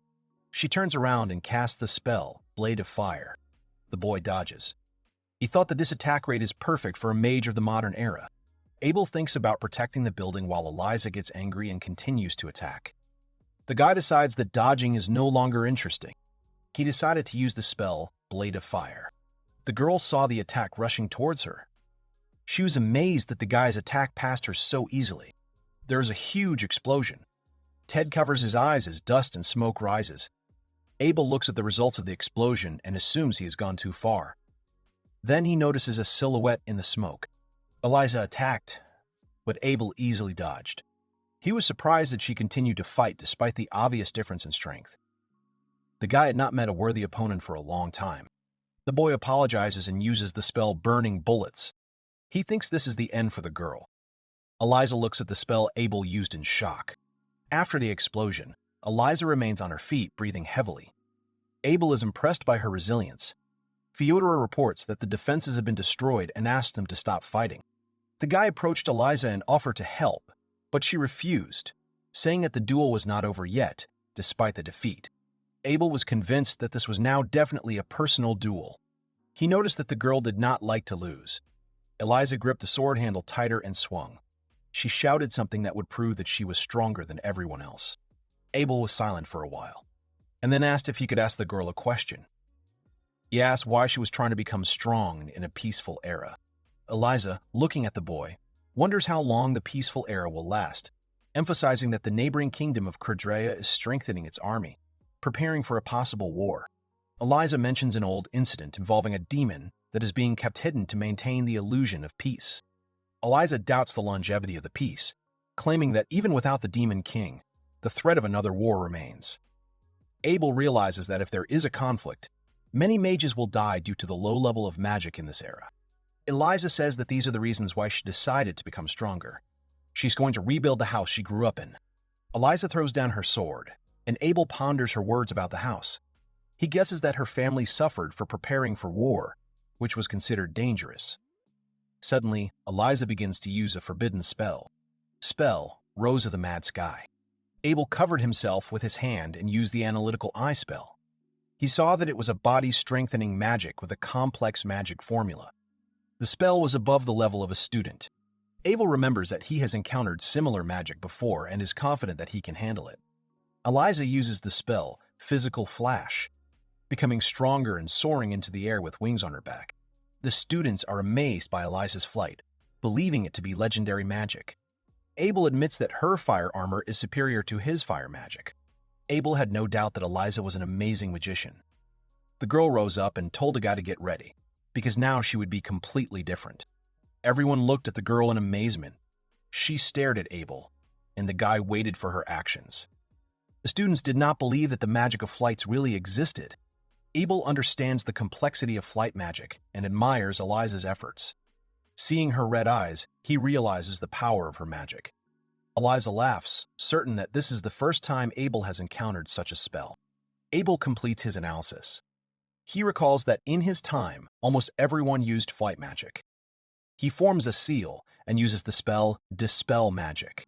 Abel remembered that in order to use Dispel Magic, you first had to analyze the opponent's magic.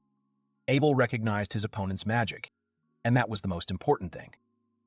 Moreover, he knew the structure. Eliza screamed in shock.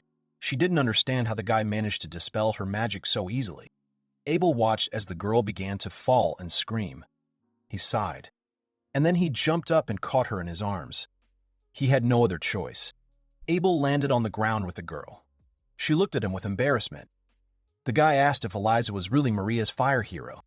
Eliza asks how Abel knew about her magic.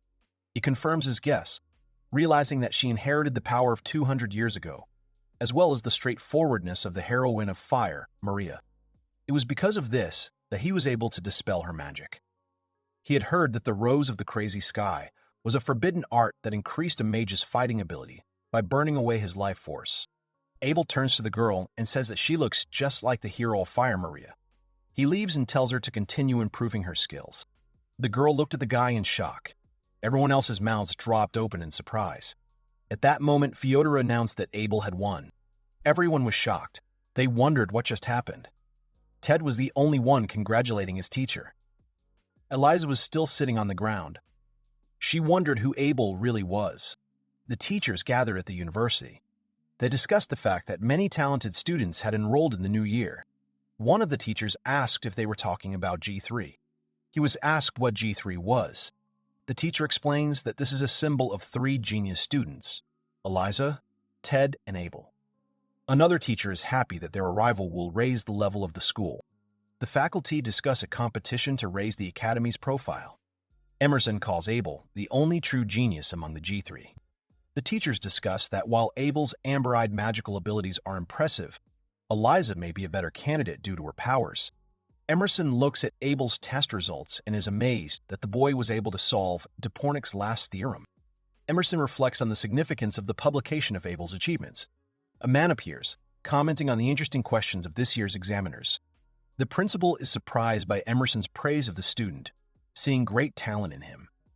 Emerson clarifies that it is not only a matter of ability, but also of other points that he has thought about. Emerson claims that Abel will be able to become the most powerful magician who will eventually be able to take responsibility for the country. The man does not support the man's enthusiasm and says that he is looking forward to it. Emerson says it's a boy with amber eyes named Abel. The man suddenly makes a strange sound. The principal feels better and asks Emerson to name the outstanding student.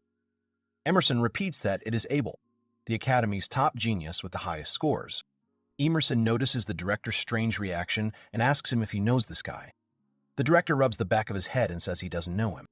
The director takes the lamp and goes down the stairs. He approaches the standing suit of armor and presses a secret button. The door opened right in front of the director. He goes inside the office and tries to remember where the things he needs are. The man walked up to the table and opened a drawer containing the notes of a man who was going to tell his descendants the whole truth. The author of the letter states that the Demon King was defeated not by the 4 great sages, but by one magician, Abel, who dealt with him alone. The letter states that after the battle with the Demon King, Abel disappeared and was soon forgotten. The letter somewhat asserts that the only true hero is Abel, the man with amber eyes. At the end of the letter, it was written that even being the descendants of heroes, one should not go beyond one's limits. And at the end of the letter, the director saw the signature of the wind hero, Roy. The director chuckled thoughtfully and sat down on a chair. He remembers his grandfather, who had said similar words to him many times. He remembers his grandfather's words that among the 4 great sages, there was another one, the lost 5th man. The director looks at the manuscripts. He focuses on the phrase about the man with amber eyes. He wonders if this could just be a coincidence. The director reasons that Abel could not have lived for 200 years and suggests that he is not human. The man becomes lost in thought, concerned about the authenticity of Abel's abilities. Abel enjoyed the taste of coffee in the coffee shop, remembering that it used to be considered a devil's drink, but now it has become popular and almost everyone drinks it. Ted runs into the coffee shop and apologizes for being late. Abel accidentally spills the coffee because of his scream. Abel turns his head and reminds Ted that they are in a coffee shop. He asks him to be calm. Ted laughs and apologizes. Ted hands the envelope to Abel. He says that they finally got their exam results. Ted shows his results and smiles widely as he managed to pass all the exams. He asks what Abel thinks about it and says that he tried his best. Abel is not happy because Ted continues to make noise. Ted hands the envelope to his teacher and says that these are his results. He asks if the boy wants to see what is written on it. Abel closes his eyes and says he doesn't need to do that because he already knows he passed. Ted asks how Abel knew about it. Abel notices the damage to the seal on the letter and realizes that Ted did it. He also realizes that Ted's happiness is tied to passing his exams. Ted expected something like this from the teacher. He says that Abel knows him well. Abel thinks that Ted needs to grow 200 years to make fun of him. Abel then turns to Ted with a question. He asks who the boy came to the coffee shop with. Ted looks away and remains silent, and his guest runs away. Ted leans over and whispers to Abel that it is actually Eliza watching them. He says that when he arrived at the coffee shop, she was already standing near the entrance. Ted admits that he was embarrassed to tell Eliza that she was not hiding well. Eliza suddenly comes out from around the corner, laughs, and notes a chance meeting with Abel in a coffee shop. Eliza compliments the cupcakes at the coffee shop, but Abel notices that there aren't any. He interrupts her and asks her point-blank why she came. Eliza says that the guy doesn't have to be rude. She says that she just wanted to know what grade he's in. Abel looks at the girls seriously. Abel asks why Eliza needs information about the school. She replies that she wants to know more, hoping to get into the same class as him. Eliza looks away. Abel thinks that the girl told the truth. He looks at her. Then Abel's attention is drawn to Ted. He says that the girl will find out about it anyway, so there's no point in delaying it. Abel agrees with Ted and says that he can tell the truth. Ted turns around and says that he and Abel are in Class A. Ted hopes that the girl is in that class too, along with them.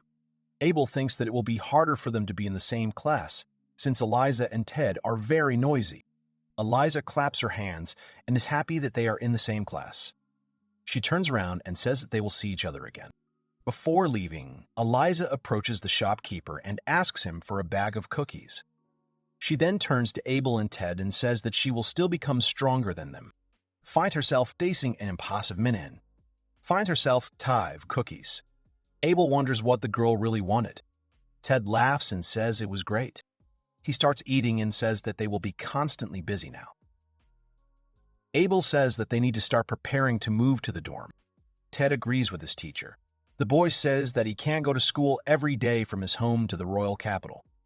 He thinks that moving to a dormitory is the best option. Abel wonders if everything will be okay.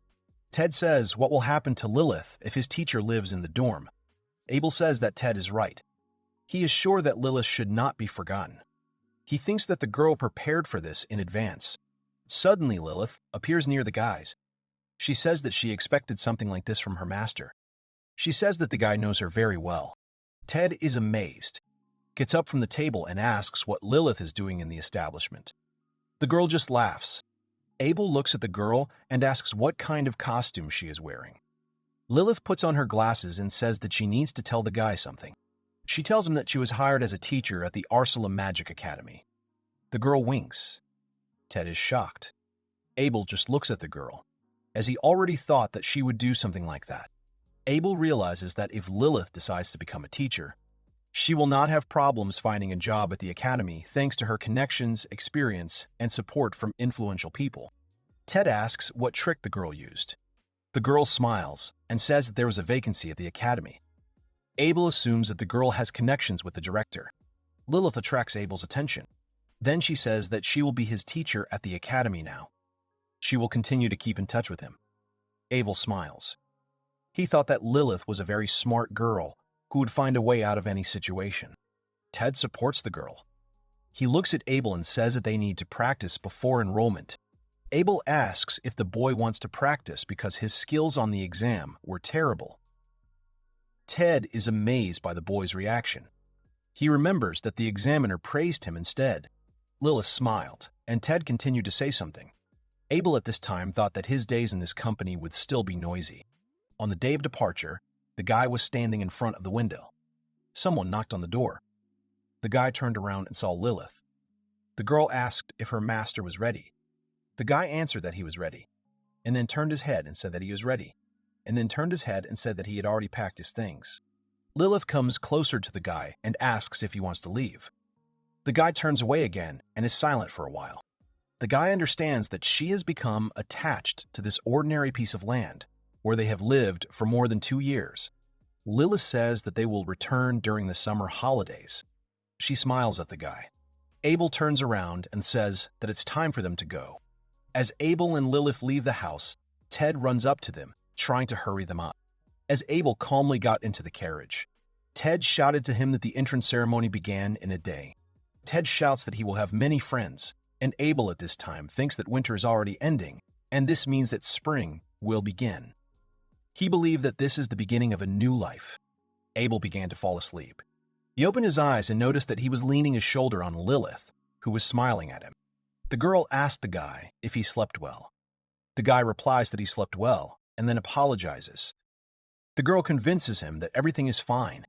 Lilith approaches Abel and says that in the future they will have few opportunities to meet each other in this way. Abel pushes the girl away and says that she will have to behave more restrained at the academy. She agrees with him. Abel notices that Ted is sleeping uncomfortably and decides to wake him up. Lilith tells him that they will arrive at the academy soon. Abel uses magic to wake Ted up. Ted didn't wake up. Abel started trying to wake him up. He says that they will soon arrive at the place, so the boy needed to get up. But Ted continued to sleep, so Abel used the tiny fireball spell. The fireball hit Ted's hair. The boy woke up and started screaming because he was so hot. Abel tells Ted that they are almost there. Ted doesn't understand what is happening. He is surprised because he slept for so long. Ted felt like he had woken up from a bad dream. Abel insists that it was just a dream. Lilith informed Abel that they had just arrived. She pointed to a building that was the school dormitory. They all got out of the carriage together. Abel says the building is very big. Lilith heard that only first years live in this dorm. Ted says there are only 4 dorms. Lilith also tells that there are laboratories and shops in the dormitories. Abel says that he will inspect them later. Lilith approaches Abel and says that it is time for her to leave. Abel asks what the girl will do now. Lilith mentions her duties as a new teacher, and Abel agrees to Ted's suggestion to continue on their journey. Abel and Ted enter the dorms, where they are met by Feodora. She confirms that she is washing the building and gives them uniforms. Abel remembers that Feodora cast protective magic during the exam. The guy points out that the uniform was very smooth. Then the woman says that they can wear whatever they want in the dorm, but wear the uniform outside. Abel asks if the form was really enchanted. Feodora says he is right. She tells him that the form was enchanted. Abel criticizes the quality of the charms on the form, deeming them below average work. Feodora notices his displeasure, but he replies that everything is fine. Feodora hands over the keys and advises to visit the gym, noting that modern students neglect physical education. Ted and Abel enter the room, and Ted notices Feodora's strictness. Ted also says that Feodora is a beautiful woman, but he doesn't think she's popular with the guys. Abel looks at the uniform and asks Ted not to tell a woman that. Ted thinks that Abel's room is much bigger than his room. He assumes that this is because Abel has the highest grades. Abel says that everything is exactly as the boy said. He says that he would like to transfer the charm on the boy's uniform if he does not mind. Ted asks if Abel will really do it. Abel confirms his words and says that the day is just special. Ted hands his uniform to the boy and says he is very kind. Abel says he is not doing this out of gratitude, but to practice. Ted turns to the teacher. Ted asks what a charm is. Abel sighs and closes his eyes. He asks how the boy was able to pass the exams. Abel asks the boy if he knows the properties of all types of eyes. The boy says he does. Ted tries to determine the properties of different colored eyes, but is wrong about the black ones. Abel corrects him, explaining that those with black eyes have the magic of production, which enhances and changes the properties of objects. Abel mentions that charms are especially useful among magic givers. He gives examples of how charms can increase the sharpness of a sword, the strength of a shield, and so on. Ted pretends to listen. Abel asks if Ted is listening to him. The boy asks what that means. He says he really is listening to the boy. He says he just has a hard time understanding. Abel thinks there is no point in explaining anything to the boy. He decides that he must experience everything himself. Abel announces that he has finished and hands Ted his uniform. The boy thanks him. Ted puts on the uniform and adjusts it on his body. He says it looks great. He feels his body lighter. Abel says everything is fine. Ted thinks he will wear the uniform all the time. He asks if Abel wants some buns. Abel asks, what buns? Ted shows a bag of buns. Ted takes one of the buns out of the bag and says that it is a special product of the Lombard territory, snow-steamed bun. Abel has never heard of anything like it. Ted turns around and shouts that he's going to say hello to the neighbors. He says that he is sure to make many friends with the help of buns. Abel sighs, thinking that nothing has changed. Ted is still noisy. The guy thought about the boy's words, about friends. He is sure that such a sociable person as Ted will definitely be able to find many friends. Suddenly, the guy hears someone's voices behind the door of the room. He hears Ted asking what he did wrong. The other man demands that he shut up. Abel looks out of the room to see what is going on. He saw Ted with other students standing in front of him, asking him how much longer he was going to make fun of them. Abel realized that they were in trouble because of the buns. The light-haired boy accuses Ted of making fun of him. Ted, holding out a bun, justifies himself by saying that he just wanted to make friends. Abel watches the situation from the door. The blonde boy forbids Ted to communicate with them, calling him a poison base and implying that he is ruining the atmosphere. Ted is surprised and remembers that poison base destroys river ecosystems. Ted hands over the bun anyway and says it was made in his town. He asks the boy to try it. The boy knocks the buns out of Ted's hands and kicks them, refusing to eat them. Ted is outraged by the cruelty. Ted kneels down to collect all the buns. The boys shout at him that no one will eat his buns. Abel watches all this and thinks that Ted's parents never taught him not to waste food. Abel suggests that this is a problem that requires his intervention. Just as he's about to leave the room, Eliza appears. Eliza approaches Ted and says that she will try his buns. Abel sees the girl bend down, take one bun and taste it. Everyone looks at her, dumbfounded. The girl chews and chuckles thoughtfully. The fair-haired boy was amazed that the girl picked up the bun from the floor and ate it. The girl licks her fingers and says that she gives the bun the highest rating. She liked the bun. Ted is delighted to see Eliza. One of the students standing behind him can't believe she picked up a bun from the floor and ate it. He says there's a limit. Eliza turns her stern gaze to the students and says that throwing away food and making fun of your classmates is terrible. She thinks that the boys are the ones who are badly behaved. The student who is standing behind Ted starts to get angry. The boy says that's why he doesn't like people like Eliza. She asks what he just said. Abel sees Eliza and another student exchanging barbs. He understands that she supports Ted, but he doesn't know how to respond to her behavior. Abel approaches the girl, puts his hand on her shoulder, and says that she can leave the rest to him. The girl turns around and says the boy's name in embarrassment. The blonde student looks at Abel in surprise. The fair-haired boy points at Abel and says that among those who entered this year, there is even a nobleman with inferior eyes. He laughs with everyone else. Abel wonders why the same thing happens over and over again. He suggests that this company consists of elite students who first attended preparatory school. The boy guesses that they, simple students, are being teased as poisonous perches. The bright boy points at Abel and asks why he is silent, starting to speak about him disdainfully. Abel is tired of the teasing, but does not want to fight. He sees that Ted is tense and shaking, and hurries to explain that he did not mean to offend anyone. Ted told the blonde student not to dare speak negatively about his teacher. He swung his arm and hit him. The student flew away. Eliza was shocked by what was happening, and Abel watched everything unimpressed. Ted glared at the blonde student. At that moment, his friend ran up to the student and asked if he was okay. He realized that his friend had passed out. Abel looks at Ted and thinks that it was amazing. The unconscious student's friend turns around and glares at Ted. He orders the others to grab Ted. The dark-haired student raises his arm and is about to hit Ted, but he and all the other students are suddenly thrown back. Ted doesn't understand what happened. The other students look at their hands and wonder what just happened. Abel looks at them all in silence.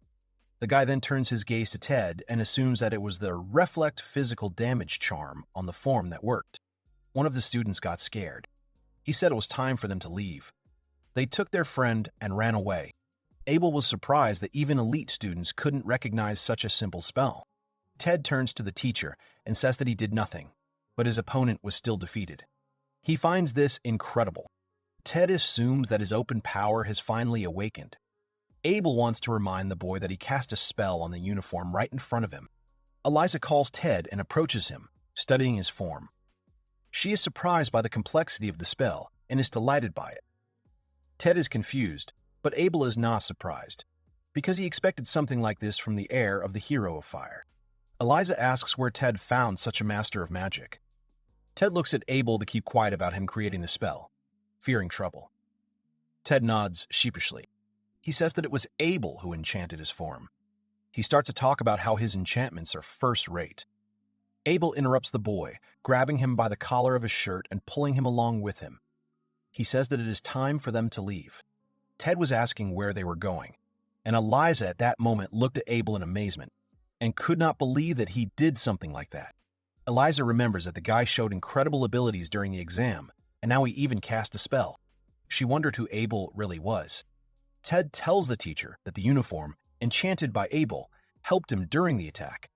He thanks Abel and offers him a bun, assuring him that it is delicious and not the one that fell on the floor.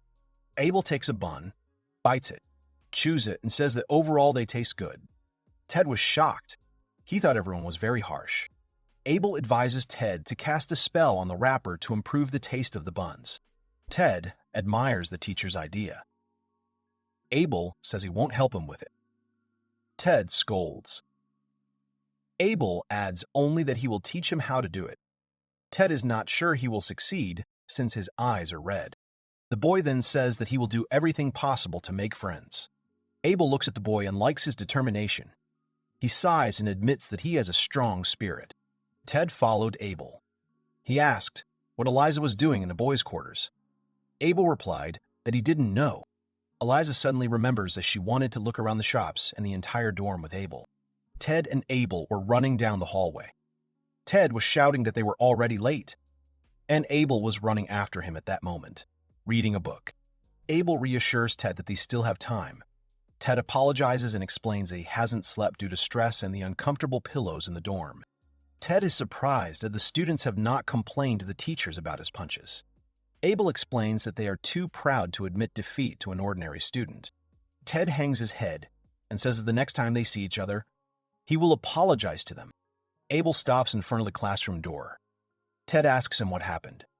He thought the teacher didn't want to come in. Abel noticed that the door had a built-in magical source. If he opened the door, he would stand out a lot. He thought it was all a lot of trouble. Abel says that he will open the door himself, but Ted will go in first. The boy does not understand him. Ted asks why he should go first. Abel takes hold of the door handles and says that Ted will soon understand everything himself. The mechanism works and the sound of various musical instruments is heard. The doors open fully. Ted is the first one to step inside and is amazed. The students were surprised when Ted activated all the mechanisms of the singing door. He asked the teacher what happened. Abel answered that it was the magic of the grant. The mechanisms react to the magic of the opener. The principal enters the auditorium and laughs. He's glad that he was able to hear the Knights March this year. He says that this happened for the first time in 20 years. The principal introduces himself and says his name, Michael. He congratulated all the students on their admission. Ted turned to Abel and asked him if the boy knew that the academy's director was a descendant of the hero of the wind, Roy. Abel wonders if this is true. Abel hasn't heard anyone mention Roy in a long time. Ted says it was mentioned in the academy brochure. The director thinks he has said enough, so he invites Lilith onto the stage. Lilith comes on stage and says she will be in charge of training. She introduces herself and says she hopes they all get along. Everyone looks at the girl in amazement. Lilith finds Abel. The guy chuckles questioningly, and she smiles back. Some students thought Lilith smiled at them. They started arguing, and Ted sighed because Lilith was very popular. Suddenly, the boy feels something and turns around. Ted asks him what happened. Abel thought he was being followed. The guy turns back and says that nothing terrible happened. He thinks that it doesn't matter yet, since he doesn't feel threatened. Ted closes his eyes and makes a noise. He says they stand out a lot because they sit in the back and censor. Ted felt that everyone was looking at them. At that moment, the students with whom they had had a conflict were looking at them. The blonde boy was not among them. Eliza appears next to Abel and Ted.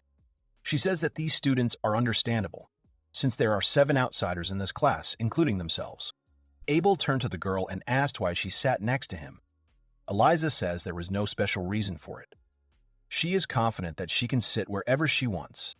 Emerson enters the classroom and greets the new students. He introduces himself and says that he will be their new homeroom teacher. He is looking forward to meeting everyone. Abel looked closely at the teacher. Abel knew Emerson was a powerful magician and had heard that he had claimed leadership of the Kronos Magic Association. Ted confirmed his fame. Ted explained that Emerson was a master of modern magic and a renowned artifact developer, considered the most powerful mage of the era. Rumor had it that he had created the difficult question for the entrance exams. Abel agreed, because the question was indeed difficult. He began to feel something was wrong again. The teacher looked at the boy with a smile in response. Suddenly, one of the students raises her hand, planning to ask a question. Emerson listens attentively. A student asked why Emerson had decided to take over the leadership.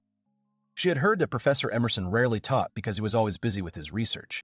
Abel folded his arms and concluded that Emerson did not usually teach. Emerson began to rub the back of his head and say that he was not interested in anything except himself. Emerson said that he only took the position of teacher because it made it easier to get research funds from the kingdom. Everyone is shocked by the teacher's answer. Then the man becomes more serious and says that he has decided to take charge of their class for another very important reason. Emerson looks at Abel and says that there is something he wants to make sure of. He says that is why he decided to become their homeroom teacher. The man then leaves the room as the lesson ends. Ted stands up, asking if they should introduce themselves. He has been thinking for a long time about how to do this. Eliza says that Emerson is acting very strange. Abel and Ted leave the classroom and go outside. Abel goes down the stairs alone and suddenly meets Lilith. The girl asked the guy if he was really leaving already. The guy gave a positive answer. Lilith asked where Ted was. The guy said he went to make friends. The girl asked if that was true. Then Lilith looked around, and when she realized that there was no one nearby, she turned to the boy and asked if she could kiss him. Abel asked what the girl was talking about. Lilith said that Abel's form was very beautiful. Abel crossed his arms over his chest and said that the girl didn't change. Lilith comes closer to Abel and starts flirting with him. Abel turns around and says that the girl should be careful when they are at school. Lilith laughed. Suddenly, the boy felt threatened. He set an ice needle and hit the device that was watching him. Lilith asked what it was. Abel assumed that it was some kind of magical artifact. Abel says that ever since his ceremony, he has felt like someone is watching him. He assumes it is Emerson, as he kept looking at him during the morning lesson. Lilith suggested following Emerson, but Abel dissuaded her, warning that it could lead to trouble. Abel goes back to the dorm building and asks Lilith to just be careful. The girl obeys Abel. At this point, Emerson was sitting in his room, chuckling. He realized that the guy had noticed his device. Emerson decided he needed to make the device thinner and improve it so he could record sound. Emerson was glad that he had finally met a wizard who was better than him. He wanted Abel to show him his full power. The teacher stood at the board and wrote down an equation, explaining how it was calculated. Abel thought that several days had passed since his school life had begun. He was very bored in the new class. The teacher finished the formula and erased it abruptly, shouting that all these equations would be on the test. Ted tried to finish the equation and wondered why the teacher erased the equation so quickly. Abel hoped that the class would have the most capable students to learn new things. But after looking at the teacher's equation, he realized that it could be simplified by cutting out dozens of steps with the right formula.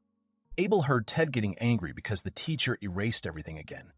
The boy didn't pay attention to him because he was thinking about how he would spend the next 5 years in such boring classes. Abel considered classes a waste of time and practiced magic on his own.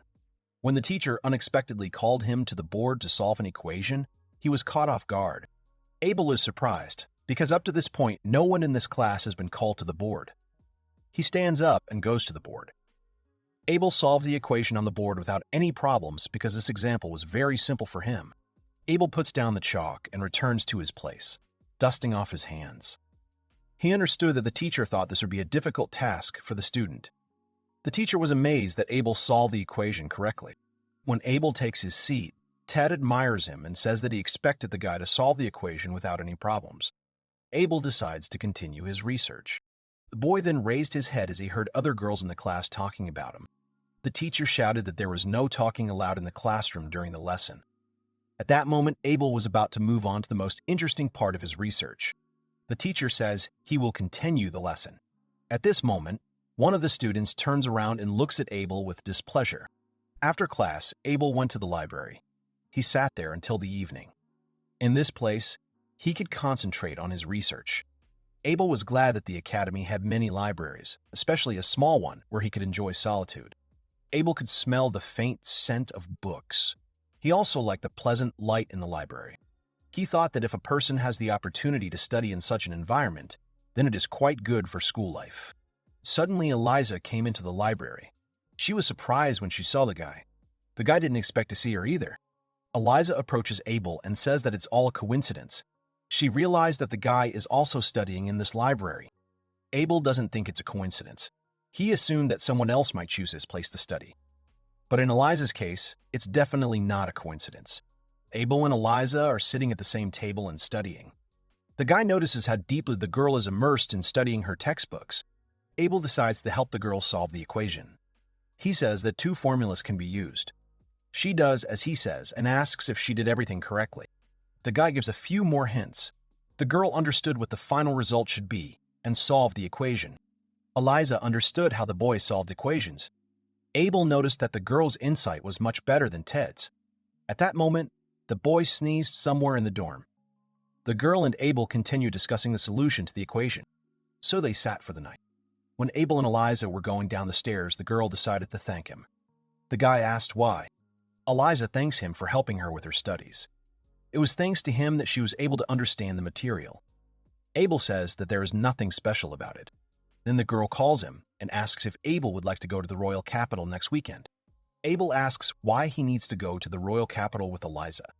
The girl says that she wants to thank the guy. Eliza assures Abel that he will find many delicious fruits and rare sweets in the capital. Abel is skeptical, but the girl insists that the food there is truly wonderful. Then Eliza raises her index finger and says that they can go to a second-hand bookstore. She tells him that this store sells books. She convinces the guy that you can sometimes find rare books there. But the most important thing to her is that the books are cheap. Abel repeats the phrase about the used store. There were no ancient books in the school library, and Abel expressed the desire to visit the store. The girl was delighted and offered to go together. The girl leaves and says that she knows a lot of good restaurants in the kingdom's capital. The guy is surprised that Eliza is still talking about food. Then he hears someone laughing. When Abel and Eliza leave the library, they meet a blonde student named Mars. Mars says that being popular is very hard. He asks if Abel agrees with him. Eliza pointed at the boys, reminding Abel of the incident with Mars, whom Ted had once hit. Mars got angry and said that they were now in the same class. Abel sighed and asked what Mars wanted from him. Mars is so angry that the vein on his forehead bulges. Mars says that village students have a bad habit of forgetting themselves. This irritates him greatly. He asks how a boy with the weakest eyes managed to get into the academy. One of his friends suggests that Abel used unfair methods. Abel looks at the whole company of these students and wonders why all this is happening to him. All the students take out their weapons. Abel says that they are going to hold another entrance exam. Suddenly, something runs very fast past the students. They raise their hands and notice that their weapons have been taken away. Eliza looked at Abel in shock. The boy was standing with Mars's weapon in his hands. He picks up the regalia and asks if Mars really hoped to defeat him with pathetic toys. Mars looks at the boy in shock. Abel noticed a protective block on Mars's regalia that prevented him from casting spells, and thought that a tool without the ability to create was useless. He suggested that the artifact be repaired, but Mars did not understand what he meant. Abel pointed out the cracks in Mars's artifact, saying that they were preventing the spell from working. He returned the artifact and asked Eliza to leave, taking her hand, which confused her. Mars turns around and stares at Abel. He tells the boy to wait until the next lesson. He vows to make everyone laugh at him. Everyone was standing outside in their sports uniforms. Ted was glad that it was time for class. Abel noticed that Ted looked excited. Abel and Ted heard the teacher's voice and turned to look at him. A short man approached them and introduced himself as Cantor, the new physical education teacher. He mentioned that those who had attended the preparatory school already knew him and expressed his excitement about the upcoming job. A student asked Cantor about a woman from the bar irritating him. The teacher demanded that the conversation be stopped, and another student promised to introduce him to a new girl. The teacher again demands that everyone be quiet. He says that he does not need help from his students. Abel wondered what was wrong with this teacher.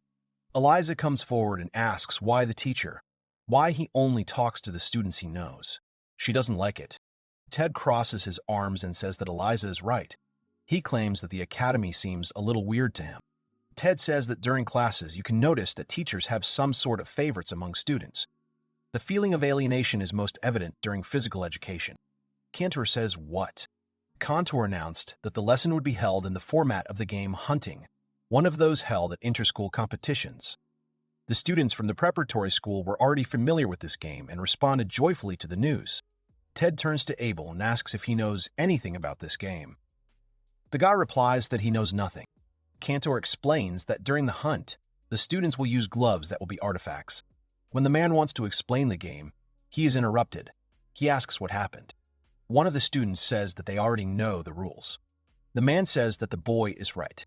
Cantor noted that some students did not know the rules of the game, which caused one of the children to taunt him. Eliza became indignant and clenched her fists, but Ted urged her to calm down. The teacher says he will explain the rules again. At this point, Eliza gets furious, and Ted tries to calm her down. Cantor explained that Hunt is a team game where shooters attack and rabbits defend. The game is based on the hunting traditions of the nobility. The teacher explains that the shooters will try to hit the rabbits with their bullets and knock them down, and the rabbits must try to avoid the shooters' bullets. Finally, the man says that after a few minutes, the shooters and the rabbits switch places, and the team with the most rabbits left at the end wins. It seems very simple to him. The man points to the boxes and tells the shooters to choose their own gloves. He adds that if the students already have their own gloves, they can use them. The man also explains that there are 3 more types of bullets that students can use with the glove: a spear that specializes in speed, a balance sphere, and a disc that can easily change trajectory. One of the students says that it looks quite dangerous.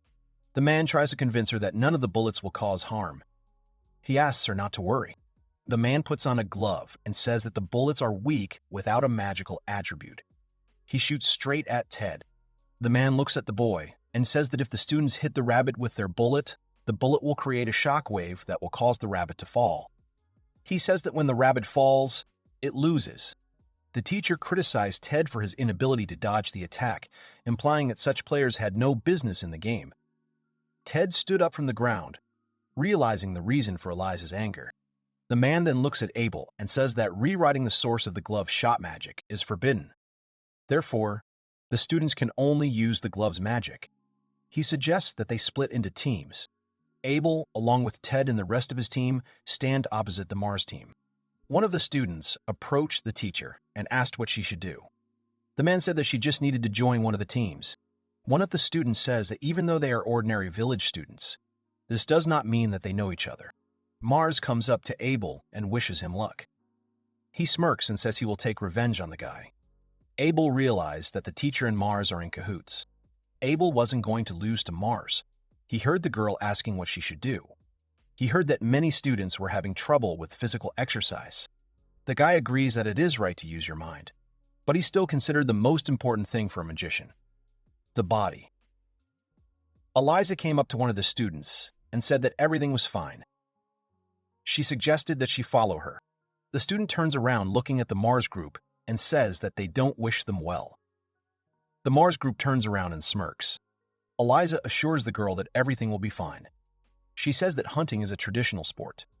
The girl is sure that no matter who their opponents are, they will not be able to break the rules of the game. Abel wasn't so sure about the girl's statement. It seemed to him that Mars and the others were plotting something. At this point, Eliza says that they must win fairly. Eliza puts her index finger up and says they will win. She walks forward and everyone else follows her. The teacher asks to decide who will be first. He tosses a coin. At this point, Eliza chooses tails and Mars chooses heads. The man looks at the coin and says that Mars's team will be the shooters. The man tells Team Eliza to enter the area. He says there are only 6 rabbits, so there will be 3 hunters. The man gives the command to take position, and then raises his hand and yells for the game to begin. Mars put on his glove and shouted that it was time for them to begin. Ted aimed his spear at Abel, who easily dodged the slow attacks. Given the superiority of the shooters and the spacious area, Abel easily avoided the blows. Abel turns around and looks at Ted, who was dodging the attacks. Several attacks were flying at him at once. Abel understood that the winner would be the one who could avoid the bullet flying into his blind spot. A spear was thrown at Abel, which was a very predictable attack. He dodged, and the spear flew at the student with glasses, who also dodged. Then the spear came back and hit him. The student fell to the ground and dropped his glasses. He tried to find them. Then Abel looked from him to the other students because he heard their screams. Abel sees that almost his entire team has been defeated. The disciples could not dodge the spear. Abel expected this to happen. Mars laughed and counted the number of remaining rabbits. Abel realized that the hunting team was cheating. The teacher demands attention and says that everyone who was hit must leave the field immediately. One girl from Abel's team says she doesn't want to play this game. They all saw the bullet change direction, so they were afraid to play. Abel knew that the bullet shouldn't have hit the student with glasses. He assumed that the hunter's gloves had target tracking magic applied to them. Abel looks at Mars and realizes that he cheated. Eliza points her hand at the boy and says that he is not playing fair. Mars demanded that Eliza stop accusing him without evidence. He chuckled and pointed out that the spear bullet could not change direction on its own. He also commented on her appearance. Eliza got angry at Mars's comment, but Abel ran up and talked her out of reacting to the provocations. He helped her avoid an attack from behind and asked her to be more careful. Then she turned to him again and thanked him for his help. Abel considers Eliza a very honest girl. The fans started making noise. Abel thought that about 5 minutes had passed since the lesson began. He found Igor boring, since the rabbits were allowed to dodge. Abel thought it would be more interesting if they were allowed to shoot down the hunter's bullets. Abel heard one of the students behind him shout at Eliza to be careful.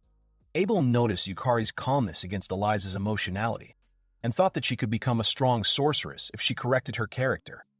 The hunters were outraged that the rabbits were successfully dodging, and Mars suggested attacking the weakest. The hunters begin to attack and hit Yukari directly. Eliza screams as she worries about the girl. Mars lands the last blow on the girl, and she screams. Abel and Ted look at the hunters with displeasure. Yukari continued to attack. At that moment, Eliza ran up to her and demanded that the hunters stop, as the girl had already been knocked out. Mars insisted on continuing the attack, claiming that Yukari had already lost, but Eliza stood up for her, stating that Mars's team must respect the rules.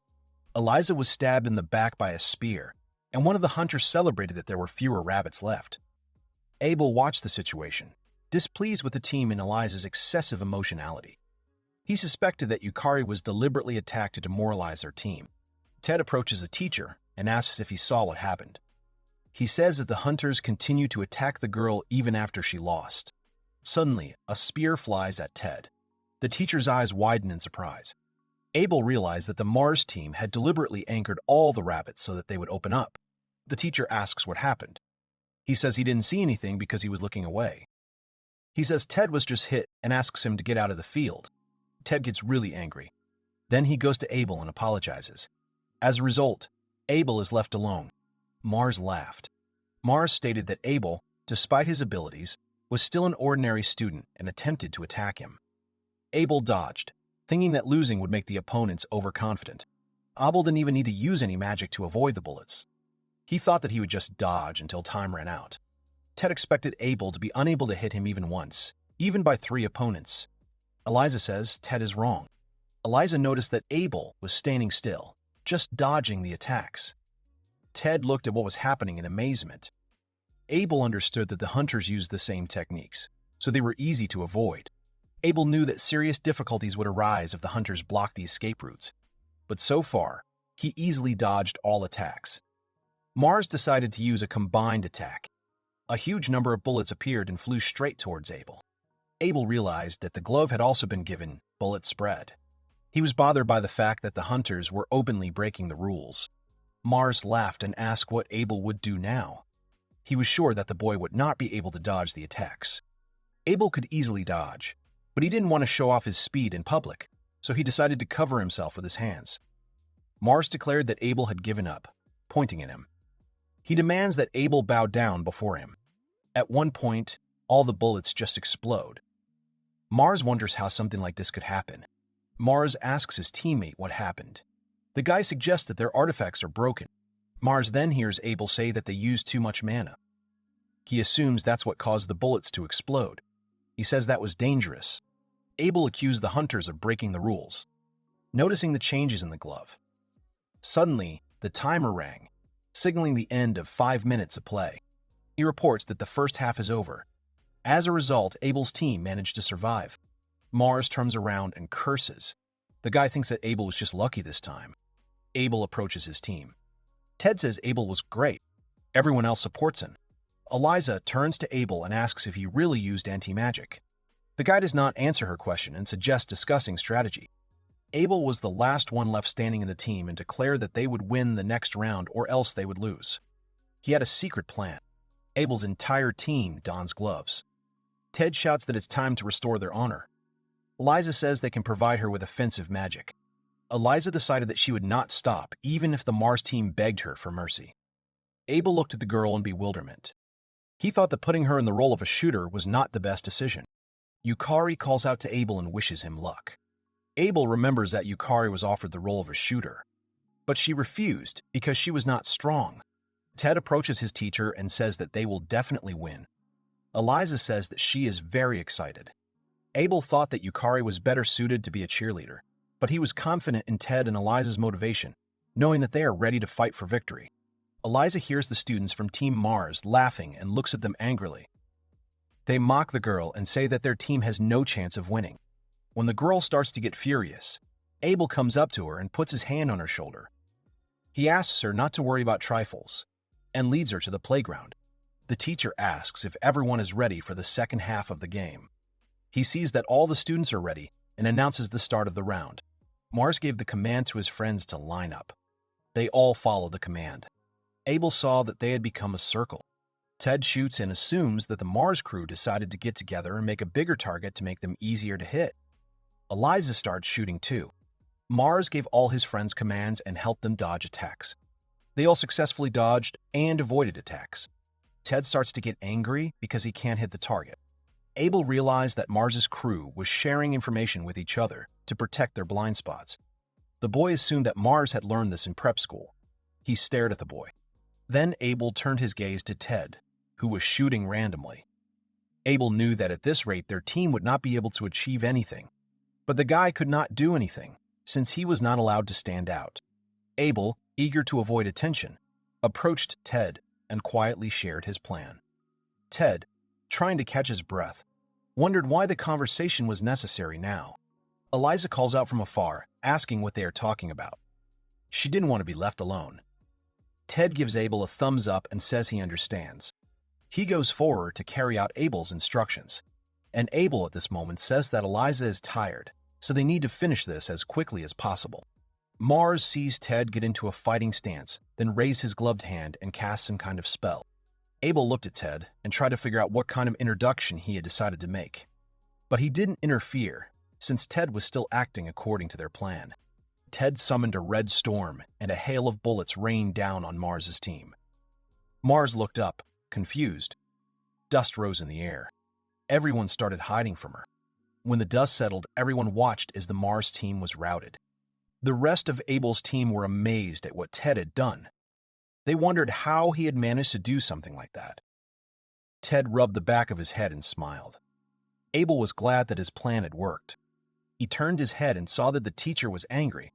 The teacher announced that since all the rabbits had been defeated, the game was over. Abel's team ultimately won.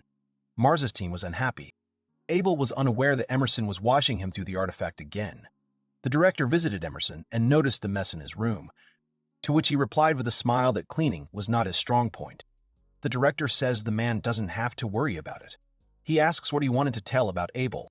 Emerson showed the principal the screens, marking the start of gym class. He noticed Abel's hand, and the principal was surprised to discover hidden magic. Emerson talks about how the guy made everyone think his friend had performed the magic. Emerson also points out that the symbols appear simultaneously.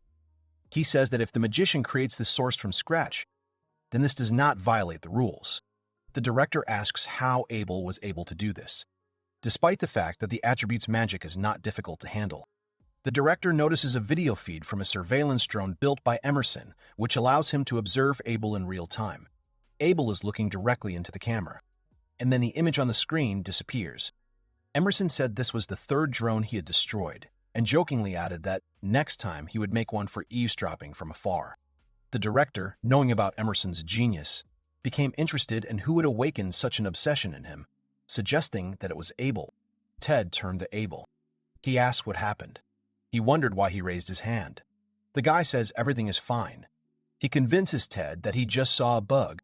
Ted told Abel that they needed to change their clothes as soon as possible and go get something to eat. When they entered the locker room, she saw Mars. Ted walked up to Mars and made a sudden move. Mars got scared, thinking Ted was going to hit him. But Ted just handed the guy a bun and said he wanted Mars to eat it. Abel thought that Ted, despite the difficulties, remained kind and tried to make friends. Ted suggested to Mars to improve their relationship, because they live in the same class. Ted demanded an apology from Mars, who, frightened, promised to eat the bun and ask Yukari for forgiveness. After the lesson, the relationship between them improved. Ted was called the Demon King, and everyone around him began to fear him. The entire Mars team apologized to Abel's team. Fatora was walking towards the academy. On the way, some students greeted her. The woman also greeted them. Fatora then noticed Lilith and asked if they could talk. The girl turns around and greets Fyodora. Fyodora greeted Lilith, a new teacher who had been working at the academy since spring. Little was known about Lilith. She'd been hired by the headmaster, but her background and education were a mystery. Fyodora wanted to discuss her documents with her. Lilith said that she had handed over the documents in the morning, and Fyodora thanked her. The woman knew that many accused Lilith of using her connections to get a job at the academy, but now most of them changed their opinion of her and recognized her as a capable person, including Theodora herself. Fyodora and Lilith approached the door. Lilith opened the door and greeted the teachers. The physical education teacher immediately greeted her. The cantor began to flatter Fyodora and suggested meeting her in the evening at a good establishment with beer. Fyodora looked at him with displeasure. Lilith refuses. The man chuckles and says he was rejected. Behind the teacher's back, the others begin to whisper that the man is trying to ask the woman out again. Fyodora asked the physical education teacher to stop persistently inviting Lilith on dates, considering such behavior disrespectful. The man smirked and asked Fyodora if she was jealous of him and Lilith, surprising her with this question. Fyodora froze, looking at him in bewilderment. At this point, the man says that this is a real disgrace. He tries to convince her that she looks good too.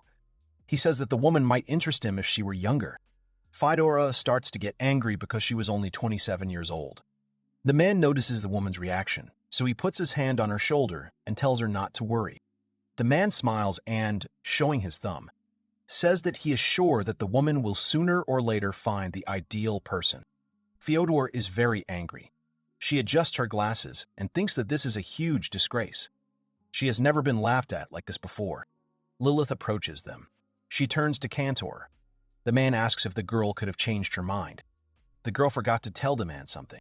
She had heard that he supported a certain group of students, so much so that he even turned a blind eye to cheating and hunting, which was considered an important sport. Lilith says that this is why the director wanted to talk to the man. Cantor becomes gloomy and says that he understands everything.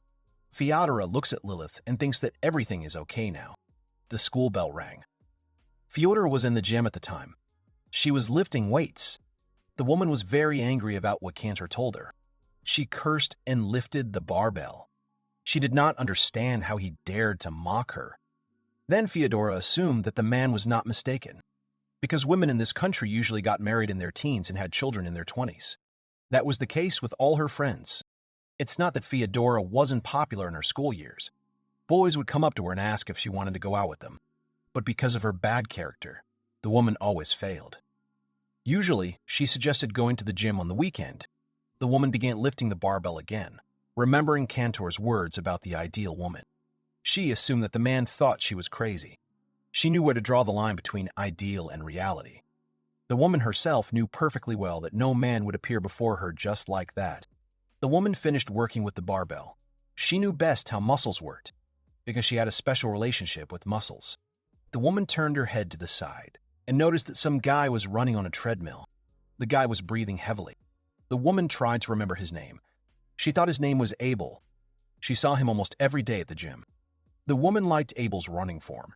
She looks at the guy and sees that he is well-trained. Then the woman looks embarrassed and turns her head to the side. She was trying to figure out what she was just thinking. She realized that it didn't matter how mature the guy looked, because he was still younger than her. Because the woman was distracted, she dropped the barbell. The woman closed her eyes, but then opened them and saw that Abel had managed to grab her. Abel asked if Fyodora was okay. The woman was amazed that the guy lifted the barbell with one hand. She wondered where he got such strength from. Then the woman stood up. She tried to say something, but she couldn't because she was so embarrassed. The woman wondered why she couldn't just thank the guy. Abel says the woman was acting weird. It seemed to Abel that the woman was not focused. The woman realized that the guy had noticed it after all. Abel says that Fyodora is the only one using the gem at this time. The woman was wrong about Abel. Fyodora thought he was indifferent to the others. She had no idea that he was actually so attentive. The woman was still able to thank the guy. The guy put on his jacket and said it was time for him to leave. The woman clutches her hand tightly to her shirt as she watches Abel leave. Fyodora knew that Abel was Lilith's younger brother. She was pleased to realize that his older sister was younger than her. The woman blushed when she realized that this was unacceptable. She decided that she had to stop thinking about it. Fyodora realized that this way, her chances of getting married were decreasing. Abel was sitting in his office reading a book. He closed the book because he decided it was time for him to go. Abel remembered how Eliza thanked him for helping him with his studies and invited him to the royal capital. Abel promised to go with the girl to the royal capital. The boy takes out a form to indicate that he is going shopping. At this school, you had to get permission before you could go anywhere. Abel understood that there was a chance that he would be refused if teachers who did not like him were put on duty. Abel headed towards the exit of the academy. On the way, he met Lilith. The girl greeted the guy and smiled at him. She was glad to see Abel. Abel came closer to the girl and asked if she was really the boss. Lilith smiled again and confirmed it. The guy handed the girl a form and asked the girl to sign it. He thought that there would be no problems with Lilith. Lilith began to look closely at the form. She realized that it was permission for a day off. It seemed unusual to her. Abel said that he had a small business in the capital. Lilith looked away with displeasure. The girl remembered that a student named Eliza had submitted exactly the same form with permission to take a day off. Lilith asked if Eliza was Abel's classmate. She wondered where they were going to go together. Abel found Lilith's behavior very strange. He did not expect her to react like that. Abel decides to tease Lilith a little. He said he didn't know, and then asked if the girl could guess. Lilith looks at Abel seriously at first. Lilith jumps up abruptly and kisses him. The girl blushed, and the guy just cursed to himself. Suddenly, the voices of the students passing by were heard. They thought they saw Lilith. One of them asked what the teacher was doing. Abel's eyes widened as he heard the students' footsteps approaching. The boy tried to stop Lilith. As the students approached, They saw Lilith standing right in front of Abel, scolding him. She claimed that the boy should have applied for a day off the day before leaving the academy. The girl continued and said that she had wanted to talk to the guy about this for a long time. She asks if Abel is aware of his responsibility as a student at Ursula Academy. While Lilith continued to pretend to scold the guy, Abel closed his eyes and wondered how she could calmly think about all this in this situation. The students turn and leave. One of them is surprised that Lilith is so easily expressing disapproval. Her interlocutor laughs and asks what she expected. The blonde student says that she also expected to see something interesting. She asked her friend if Lilith had a loved one. Lilith notices that the student has left and stops pretending to scold Abel. The boy turns around and is glad that the students have left. He asks what Lilith was thinking. Lilith turns her head to the side and says with displeasure that she is very sorry that she wanted to have physical intimacy with Abel. Abel looks at the girl with displeasure, and she remains silent for a while. Then the girl blushes and says that she is not acting like that because she is jealous. Abel asks if the girl was really jealous. Lilith sighs and repeats once again that she is not jealous at all. Abel smiles and says that he rarely sees a girl jealous. Lilith grumbles discontentedly. The girl calms down and says that she will still sign Abel's permission for the day off. She asks him to be more careful. The guy promises that he will be careful. Abel looks at Lilith and thinks about how she usually looks unperturbed. He smiles, accepting that the girl has a much sweeter side. Abel was walking down the street. He raised his head and looked at the clock tower. The guy realized that he still had some time. Abel also remembers what Lilith said about Eliza leaving the academy before him. The boy came closer to the clock tower and saw Eliza, who was standing and waiting for the young man. Abel thought that the girl looked completely different, just standing in front of the clock tower. Eliza saw Abel and immediately greeted him. Abel apologized and asked how long the girl had been waiting for him. Eliza did not immediately understand what the guy meant. Then she said that she had arrived just recently. The guy asks what happened to the girl. Eliza says that she was just a little surprised, because she never thought she would hear an apology from the guy. Abel asks who Eliza thinks he is. The girl says that the guy doesn't have to worry. She says that he has the honor of accompanying her on this day. Abel and Eliza enter the building. The girl goes up the stairs and says that the building is called the Reuven Memorial Clock Tower. The guy asks what events are we talking about if this tower is a memorial.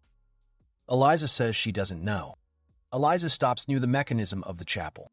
Eliza says she likes the fact that on such clear days, you can see the entire royal capital from it.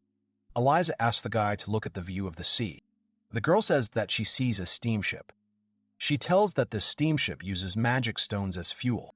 Abel recalls reading about something similar in one of the books. He thinks that the ship looks amazing in real life.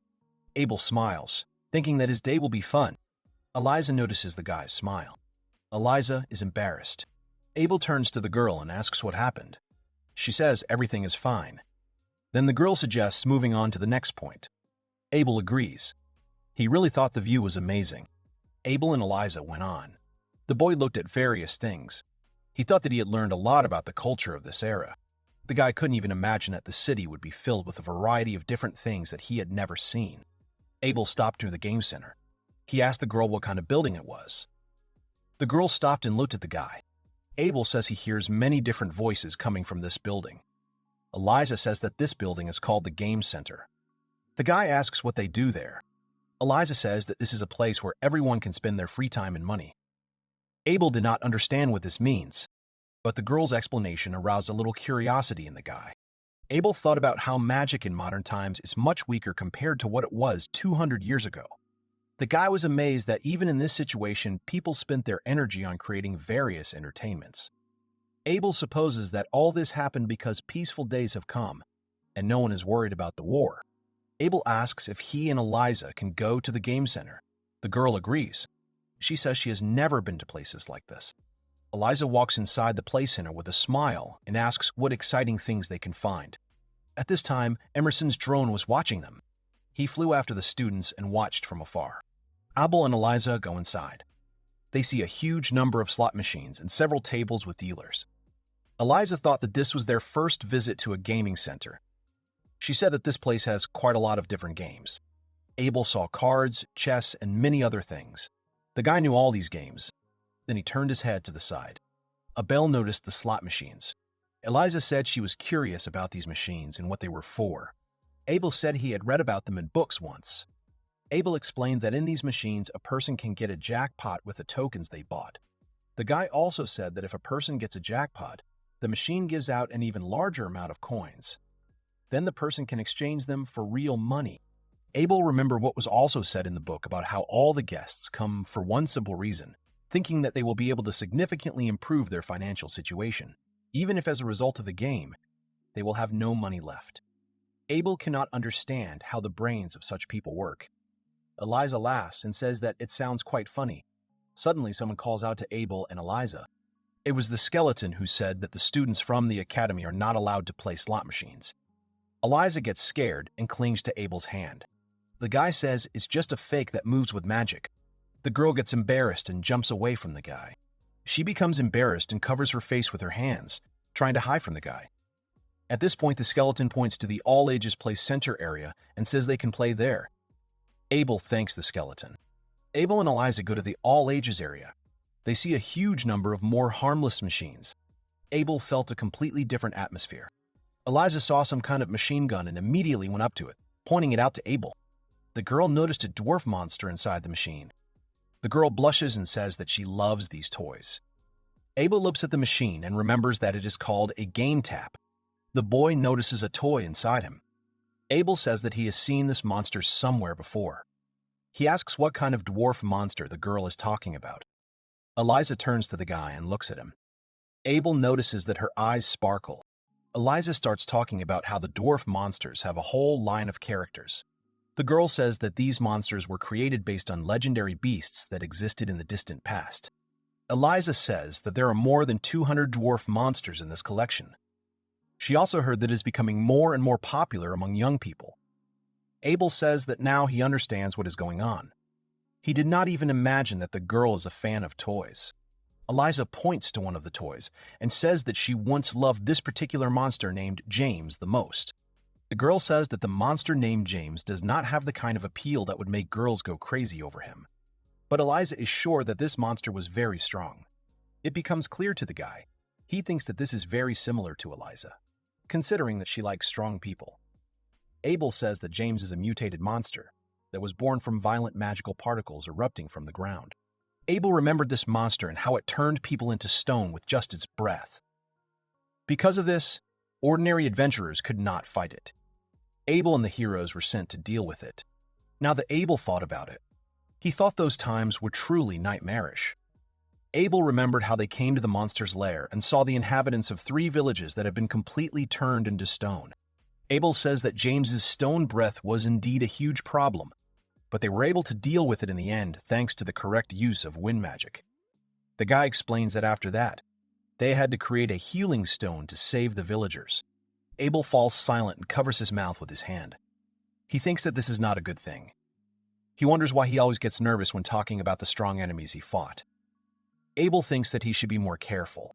Then the boy turns his gaze to the girl when he hears her laugh. She didn't think that Abel could joke. Abel closes his eyes and says that now the girl knows about it. He decides that it's worth leaving everything as is. Eliza leans against the glass of the machine and asks the guy if he thinks she's weird. The girl says that she means that she remembers other, more attractive monsters. But why does she like James in particular?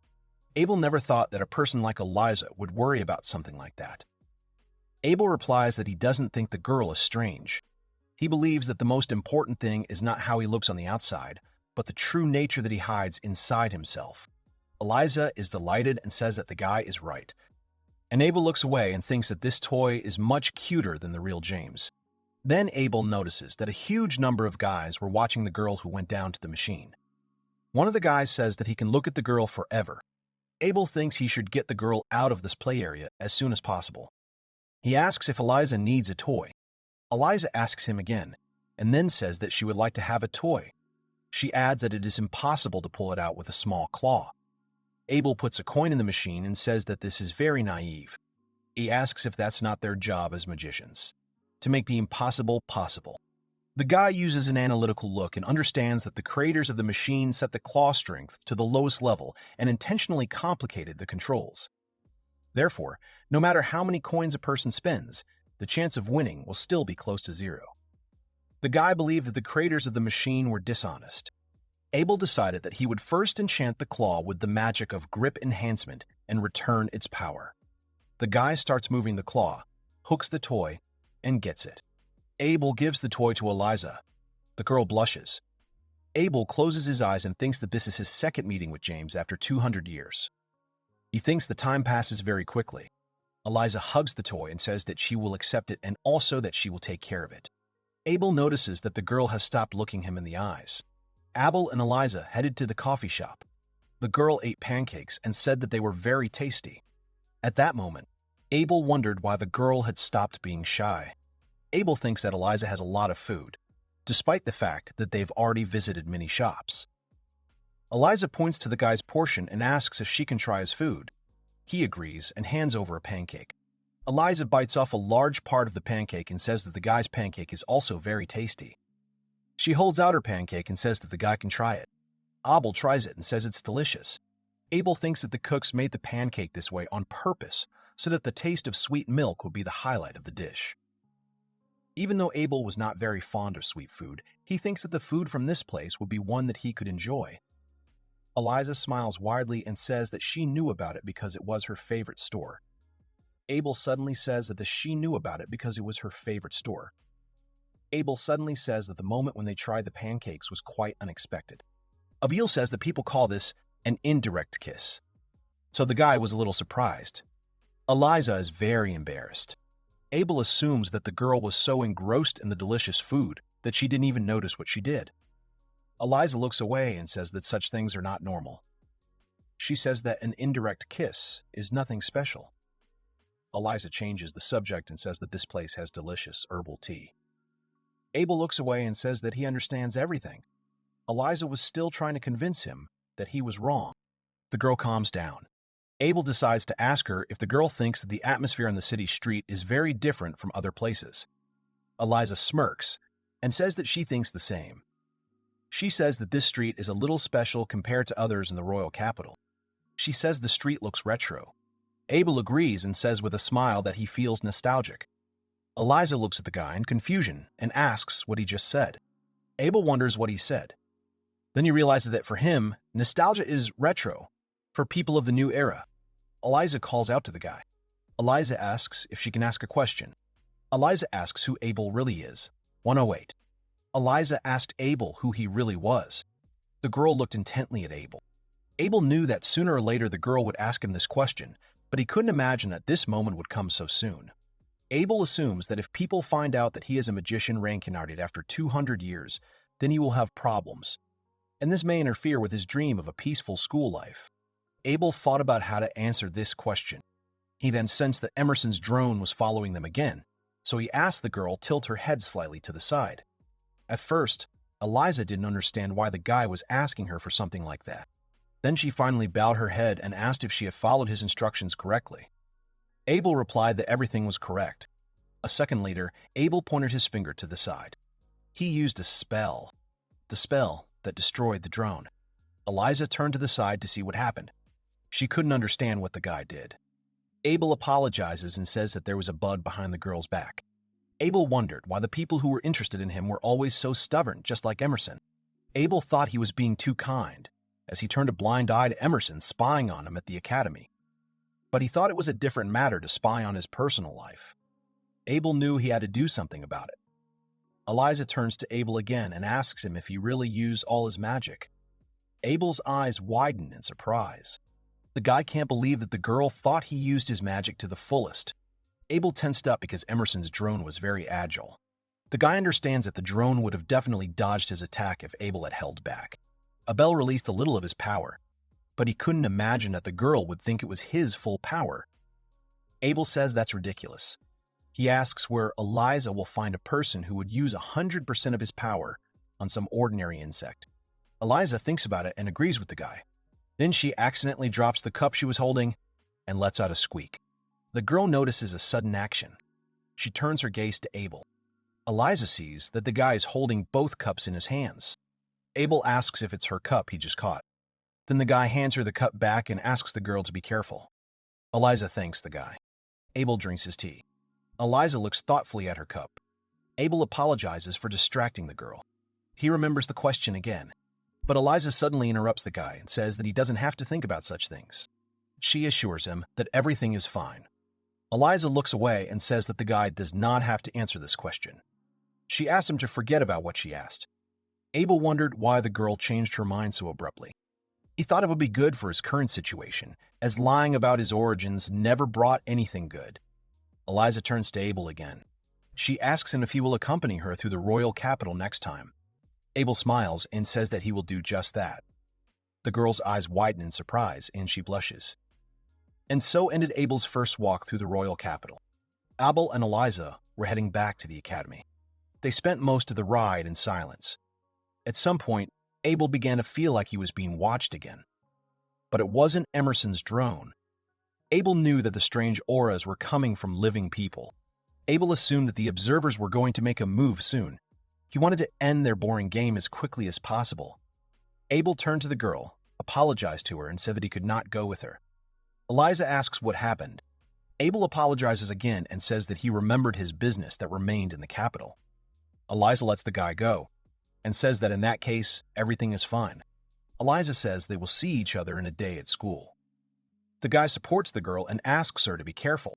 Eliza leaves, and at that moment, Abel comes forward and asks the observers to leave. He says he knows about them. The mysterious girl stood behind the tree and chuckled. She realized that Abel had let Eliza go because he had noticed the presence of observers. She appreciated his action because she loves smart people. A gray-eyed sorceress came out to Abel, who was excellent at changing the color of her body and blending into her surroundings like a chameleon. Abel looked at the sorceress and decided that the small amount of clothing on her body was a kind of increase in the effectiveness of her magic. He remembered that only black-eyed mages were able to change the color of their clothes. The sorceress winked at the boy and asked if he wanted to have some fun. Abel ignored her question and asked a counter one. He asked where the second observer was hiding. The sorceress puts her hands on her hips and realizes that the boy was able to detect even the second observer.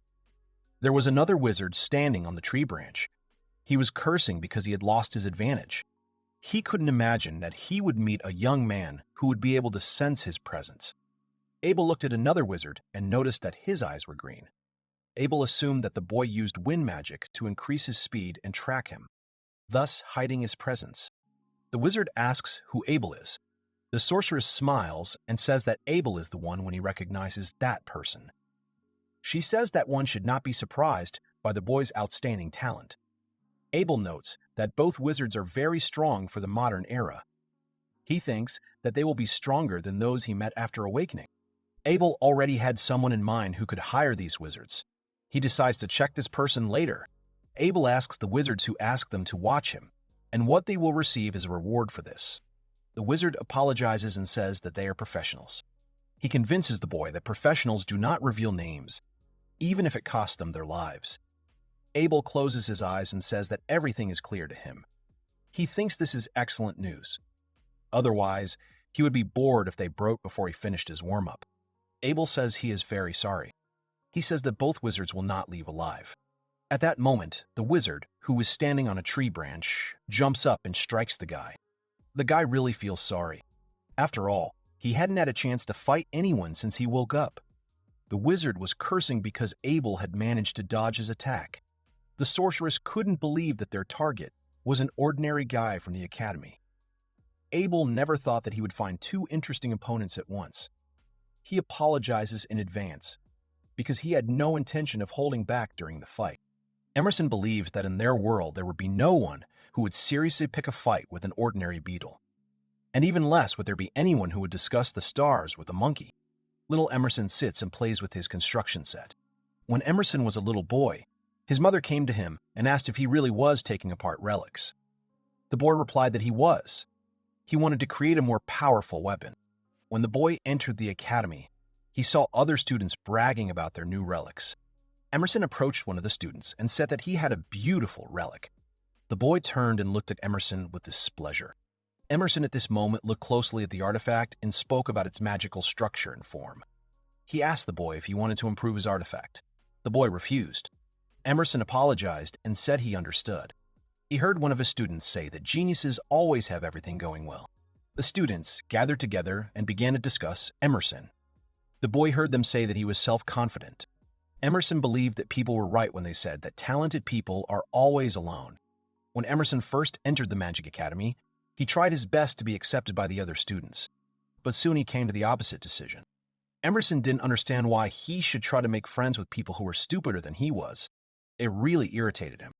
Emerson was constantly bored among people, so he spent most of his life studying artifacts. Emerson examined the diamond. At that moment, he was thinking that the diamond would never show its brilliance if it was not steamed, and to polish the diamond, another diamond was needed. Emerson asked everyone to wait. He was going to make all the magicians regret it.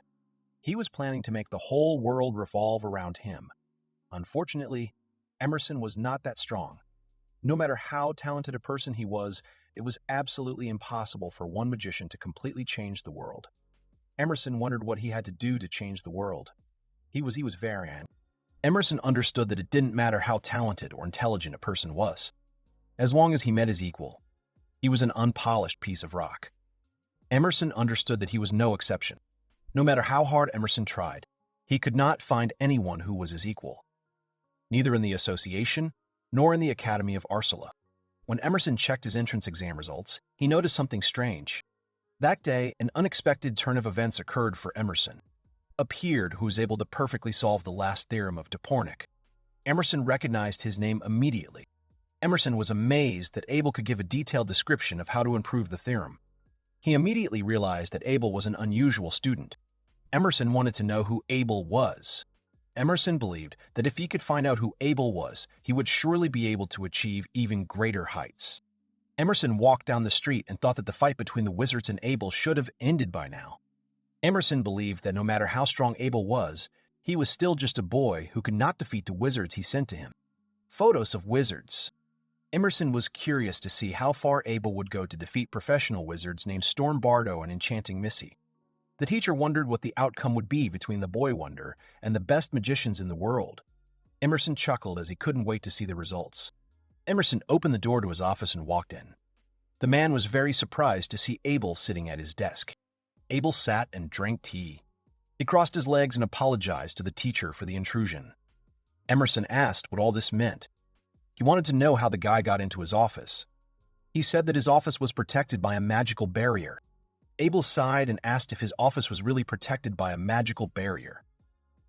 Abel looked away and said that better than a magical barrier would be a simple piece of paper between the door and the doorway. Emerson looks at the boy and realizes that few could pass through the magical barrier, but Abel did it with ease. Emerson smiled and started rubbing the back of his head.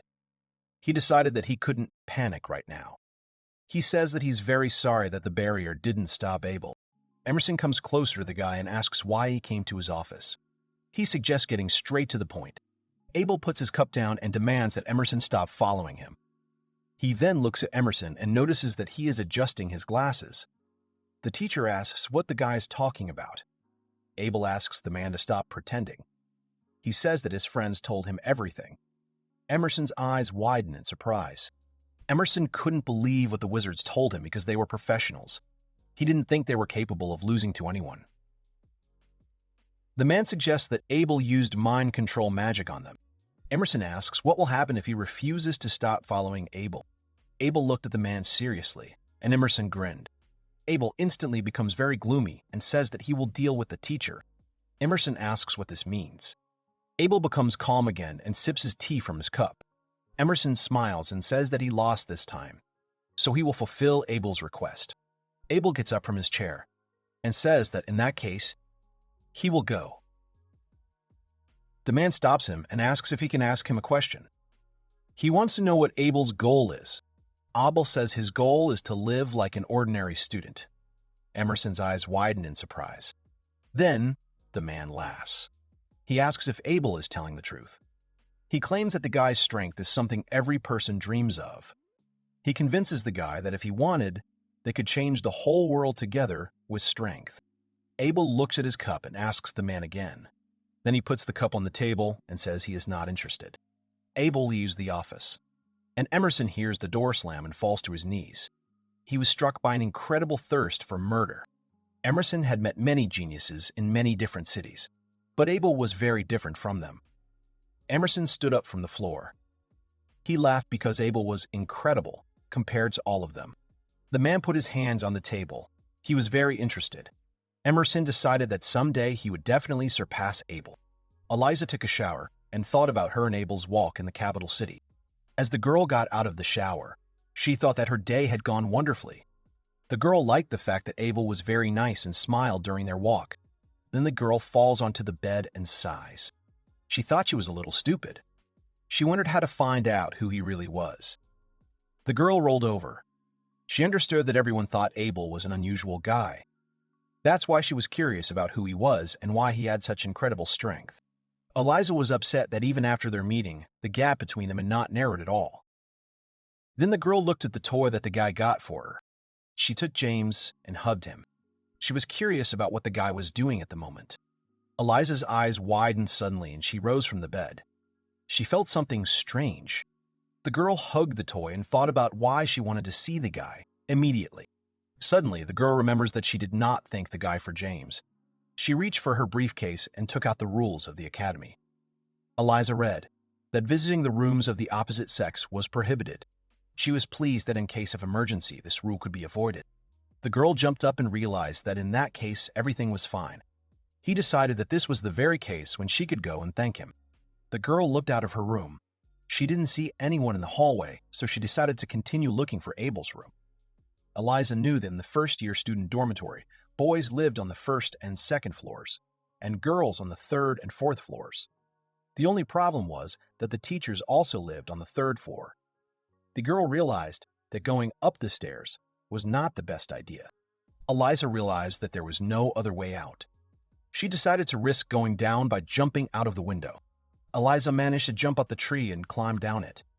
She felt awkward because she could be seen at any moment.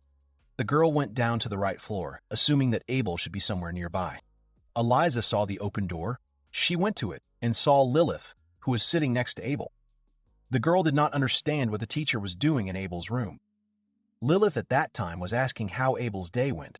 The guy thought for a while and then said that he liked everything. Eliza didn't understand why the teacher was in Abel's room at midnight. It was very late. Lilith asked Abel if she would mind if she spent the night in his room. Abel refused and said that they had to be careful in the dorm. Eliza wonders what's going on. The girl could not understand what kind of relationship there was between Abel and Lilith. Then Lilith approaches the guy and asks him to at least let her kiss him. Eliza blushes when she sees them kissing. Eliza was shocked by what was happening. She wondered again what kind of relationship Lilith had with Abdi. The girl fell to the floor and crawled away from the door. The next morning, Eliza met her friend and told her everything that had happened. Yukari was shocked. Eliza asked Yukari if she thought Abel and Lilith were dating. When Eliza lowered her head after the question, Yukari said that she shouldn't worry. Eliza asks why she shouldn't worry. Yukari smiles and says that Abel and Lilith are brother and sister. Eliza blushes and then asks if it's true. Yukari confirms her own words and asks if the girl really did know about it. Yukari explains that it is a very popular story among the first years. She thought that Abel and Lilith were great because the girl was an amazing teacher with a cute face and the guy was the best student. Eliza looks away and asks what happened last night. She wondered why Abel and Lilith kissed if they were actually siblings. Yukari guesses that Lilith was showing her love for her brother. She says that in some strong families, kissing is a normal thing. Eliza asks if this is really normal. Then the girl thinks about everything that happened. She starts to smile and says that Yukari is right. She decides to believe that Lilith and Abel are sister and brother, so everything is okay. Then Eliza's stomach growls. Eliza laughs and says that they were able to solve the problem, so she is hungry. Yukari offers the girl to eat her cake.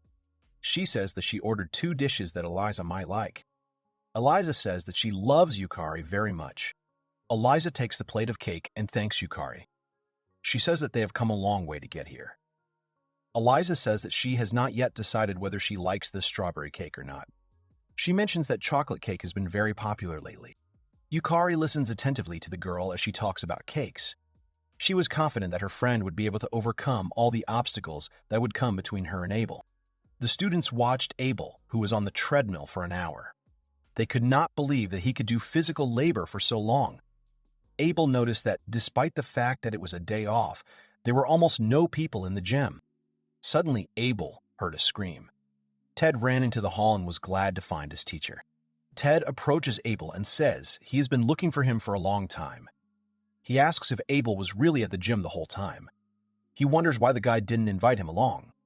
Abel says he can't concentrate when Ted is around. Abel asks why Ted was looking for him. Ted remembers and says that he wanted to find out something from his teacher. He asked if Abel had decided which research group he would join. Ted was thinking about joining the intelligence group. Abel was thinking about research groups. He knew that their academy had a system that allowed research groups to work independently after school. Abel understood that even though these groups were called research groups, most of them were just having fun. But some groups could actually receive a reward for their achievements.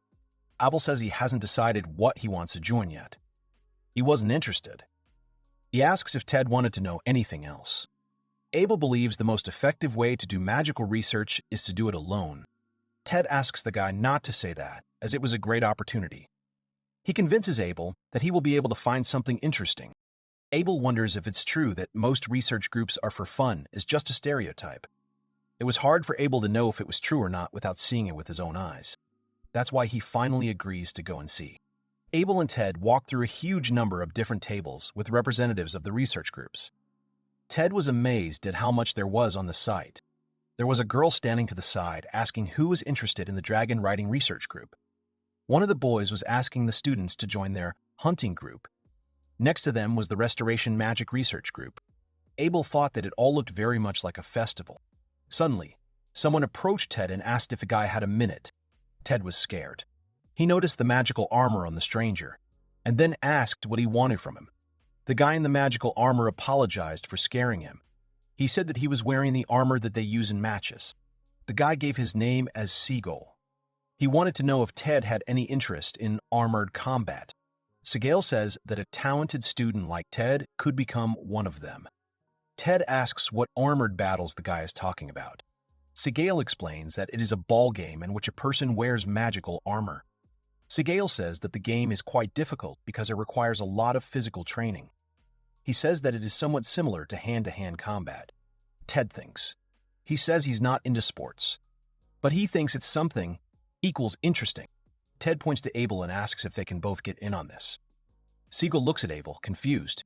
Segal asks if Ted really wants to play with the guy with the amber eyes. Ted says Abel is very strong. Abel just stands there and says nothing, as he is forced to join. Suddenly, another guy appears and says he won't let this happen. 265. He is convinced that if they accept a guy with inferior eyes, their reputation will go down the drain. Segal turns around and addresses the guy as captain. Abel decides that this is a great chance to leave, so he tells Ted that they have to go. Ted tries to stop the guy. He understands that the guy is angry with such words. He offers to participate anyway. Abel turns around and, looking at the captain, says that he is simply not interested in playing with the ball. Now the captain starts to get angry. He stops the guy and asks what he just said. 270. Abel turns around and repeats that he is not interested in playing with the ball. The captain says the boy should know that what he hates most is being discriminated against like this. Abel didn't think there would be double standards in this research group. The captain tries to attack the guy, but he can't do anything because the guy kicks him. The captain falls to the ground and Abel takes the ball from him. The captain turns around and starts swearing. Abel asks if he should give the ball back to the captain. A second later, he throws the ball straight at him. Abel thought that if the captain can't catch the ball, it's unclear why he trains at all. Siegel comes up to Abel and says that it was incredible. One of his teammates supports the guy. Then everyone decides that they need Abel on the team. They decide together with Abel on the team. They decide together with Abel to accept Ted on the team. All the research groups start running after Abel and Ted to join them. The boys at this point started running away from them. Suddenly, Ted is grabbed and dragged away. The boy does not understand anything. The research group of Battles and Armor decided that Ted will join them. Then the group of Hunters says that Ted will join them. Ted tries to stop them all. Abel at this moment runs away and thinks that Ted's sacrifice will not be in vain, since he will be able to escape. Abel heard the other groups praising Ted's physical abilities. That's why they wanted him to join them. Abel agreed with the research groups because Ted did have good physical abilities. Abel thought that no matter which research group Ted joined, he would still be at his best in any of them. Abel decided to go further and look at the remaining research groups that were calling for people to join them. Abel looked at all the research groups several times and none of them interested him. Abel thought that a research group founded for sports would suit him, but their restrictions, in the form of no days off, put him off. Abel also thought about joining the magic research groups, but they had a very low level. The only thing that surprised Abel was that the seniors also recruited foreign students. Abel had noticed that research groups usually had a negative attitude towards foreign students. But everything changed. Suddenly, Abel heard someone's loud voice. It was a dark-haired man with glasses who called on others to remove war from the world. The man called for people to join their magic eradication research group. He assured everyone that they would work for world peace. Abel didn't understand why these people were acting like this. He assumed that they had entered this academy to study magic. He couldn't understand them. Abel heard a familiar voice. He looked at the guy who was shouting that they needed help to bring glory to their magic destruction group. He convinced everyone that the time for revolution had come. Abel saw Bass. He heard from Ted that he, Bass, also goes to this school. The guy at that moment was convincing those around him that magic is bad. Abel was called out by Siegel. He was glad to have found Abel. Abel immediately recognized the guy who had spoken to him and Ted earlier. Siegel says he would like to apologize for their captain's behavior. He asks the guy to take a sports drink as a sign of peace. Abel says his eyes are fine, as he's already used to this kind of treatment. The guy thanks Siegel for the sports drink. Abel points to the strange magic eradication research group and asks who they are. Siegel says these guys are from the AMO organization. He talks about how they recently became popular at the academy because they irritate many students. Abel asks what AMO is. Siegel explains that AMO is an acronym for the largest anti-magic organization in the country. Siegel says that the members of the organization are for peace and against war. But the guy thinks that they are just radicals. Siegel says that this has become quite a serious social problem lately. This is the first time Abel has heard of something like this. Siegel then gets the boy's attention again and asks him if he has decided which research group he will join. He asks if he really has no interest in their group. Abel answers honestly that he hasn't decided yet. He says he's more interested in magic research groups, but the groups he sees in this place don't suit him. Siegel asks if that's true. Siegel wonders what kind of research group the boy might be suited to. Siegel suddenly remembers something and asks the boy to follow him. He assumed that he knew which group might interest Abel. Abizing churns around one last time to look at Bass, and then follows Siegel. Siegel takes him to a place and says that they have arrived. The guy points his hand at a girl who is the ice queen named Noelle. Siegel asks if Abel is interested in the girl. Siegel says that she is called the Ice Queen. Abel wonders who the girl is. Abel turned to Siegel and asked about the Ice Queen. Siegel explained that the girl had entered the academy at the same time as Abel. Siegel also explained that she was immediately put on the list for admission to the cram school. He mentioned that everyone at the school knew about her. Siegel said that despite the girl being the owner of enormous power, she was always alone and never talked to anyone. The guy added that no one had ever seen her smile.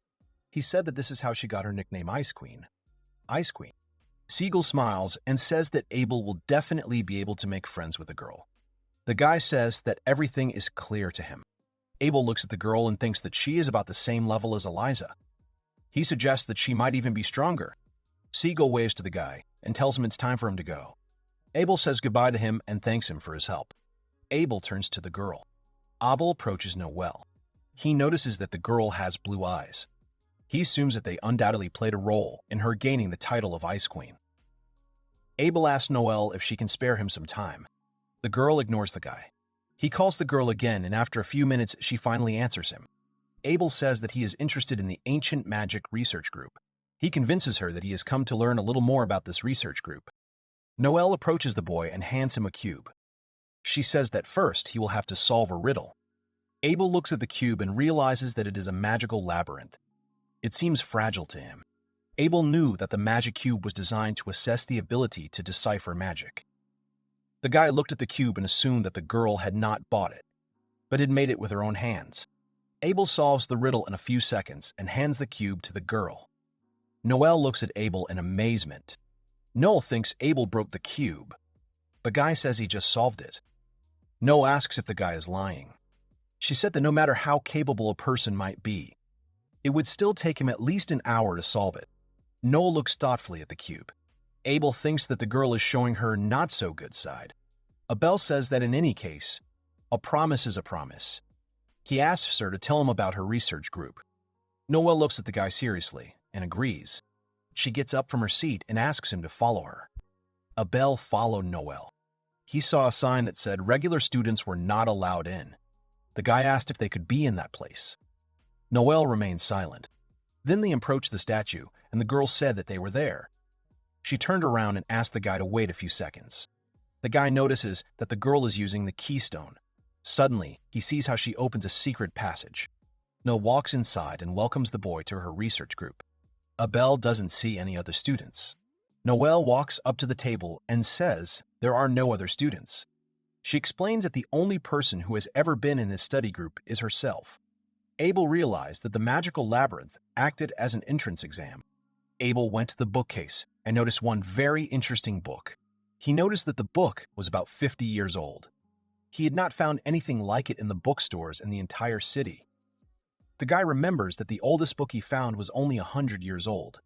Abel turns to Noel and asks if there are any books in this place that are older than 100 years. Noel replies that there are no more books like that in this place. She tells that most of the magic books were burned during the big incident that happened 100 years ago. Abel asks what the big incident was. Noel tells of how, about 200 years ago, 4 great sages were able to overthrow the demon king and bring peace to their land. The girl asks if Abel knows anything about this. He replies that he knows the story. Noel tells of how problems arose after this. She says that many people wanted to get the Demon King's territory, and that's why the war started. The girl adds that the war lasted for over 100 years. She also says that many more people died in this war than during the life of the Demon King. Abel finds this ironic. Noel says that since time their bodies and minds have been exhausted by this war. She says that all this lasted until a certain point. This continued until they created an anti-magic ideology. People formed the AMO group, which Abel had seen before. Noel says that this group hates magic and tries to eradicate it from their world. They were the ones who started destroying magic books all over the world. For this reason, they have almost no ancient books left. Abel says that this is quite a strange story. He asks why no one says anything about such an incident if it was of such a huge scale. Noel says that anyone can talk about this incident, but many people in power adhere to their ideology, so he considers it taboo to talk about the burning of those books. Abel understands everything. Abel thought that the reason for such a decline in magic was magical artifacts. But as it turns out, this was not the only reason. Abel thinks about the fact that even after many generations, valuable magic books are indispensable for the development of stronger magic. Abel understands that because Amo started destroying magic books all over the world, the level of magic has dropped so much. Noel says that the purpose of this research group is to try to learn as much as possible about ancient magic. Abel says that's a pretty weird idea. Noel asks why the guy isn't laughing. Abel asks why he should laugh. Noel says he should laugh because other people always say that using magical artifacts is much more convenient. Abel understands that because the girl specializes in the study of ancient magic, people began to treat her negatively. Abel says he won't laugh. He convinces the girl that she is an incredible person. He adds that he is not interested in making fun of other people's hobbies. Noel says he doesn't like people who disdain other people's efforts. She approaches the guy and asks him to state his name. Abel says his name. The girl repeats it, embarrassed. And then, she hands him the key and says that if he doesn't mind, she would like him to come to her next time. Abel looks at the key and thinks that he was just planning to see what kind of research group the girl had. But he decided to stay in this place a little longer, as there were many rare books in it. He takes the key and says he doesn't mind. At this time, Eliza was sitting across from Yukari in the establishment.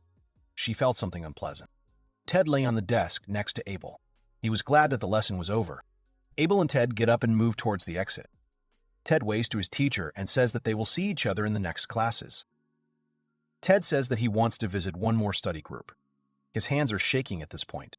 Abel leaves the office and thinks about what he promised Noel to meet her after school. Eliza approaches Abel. She asks if the guy can spare some of his time. Abel asks what happened. The girl convinces him that nothing terrible happened.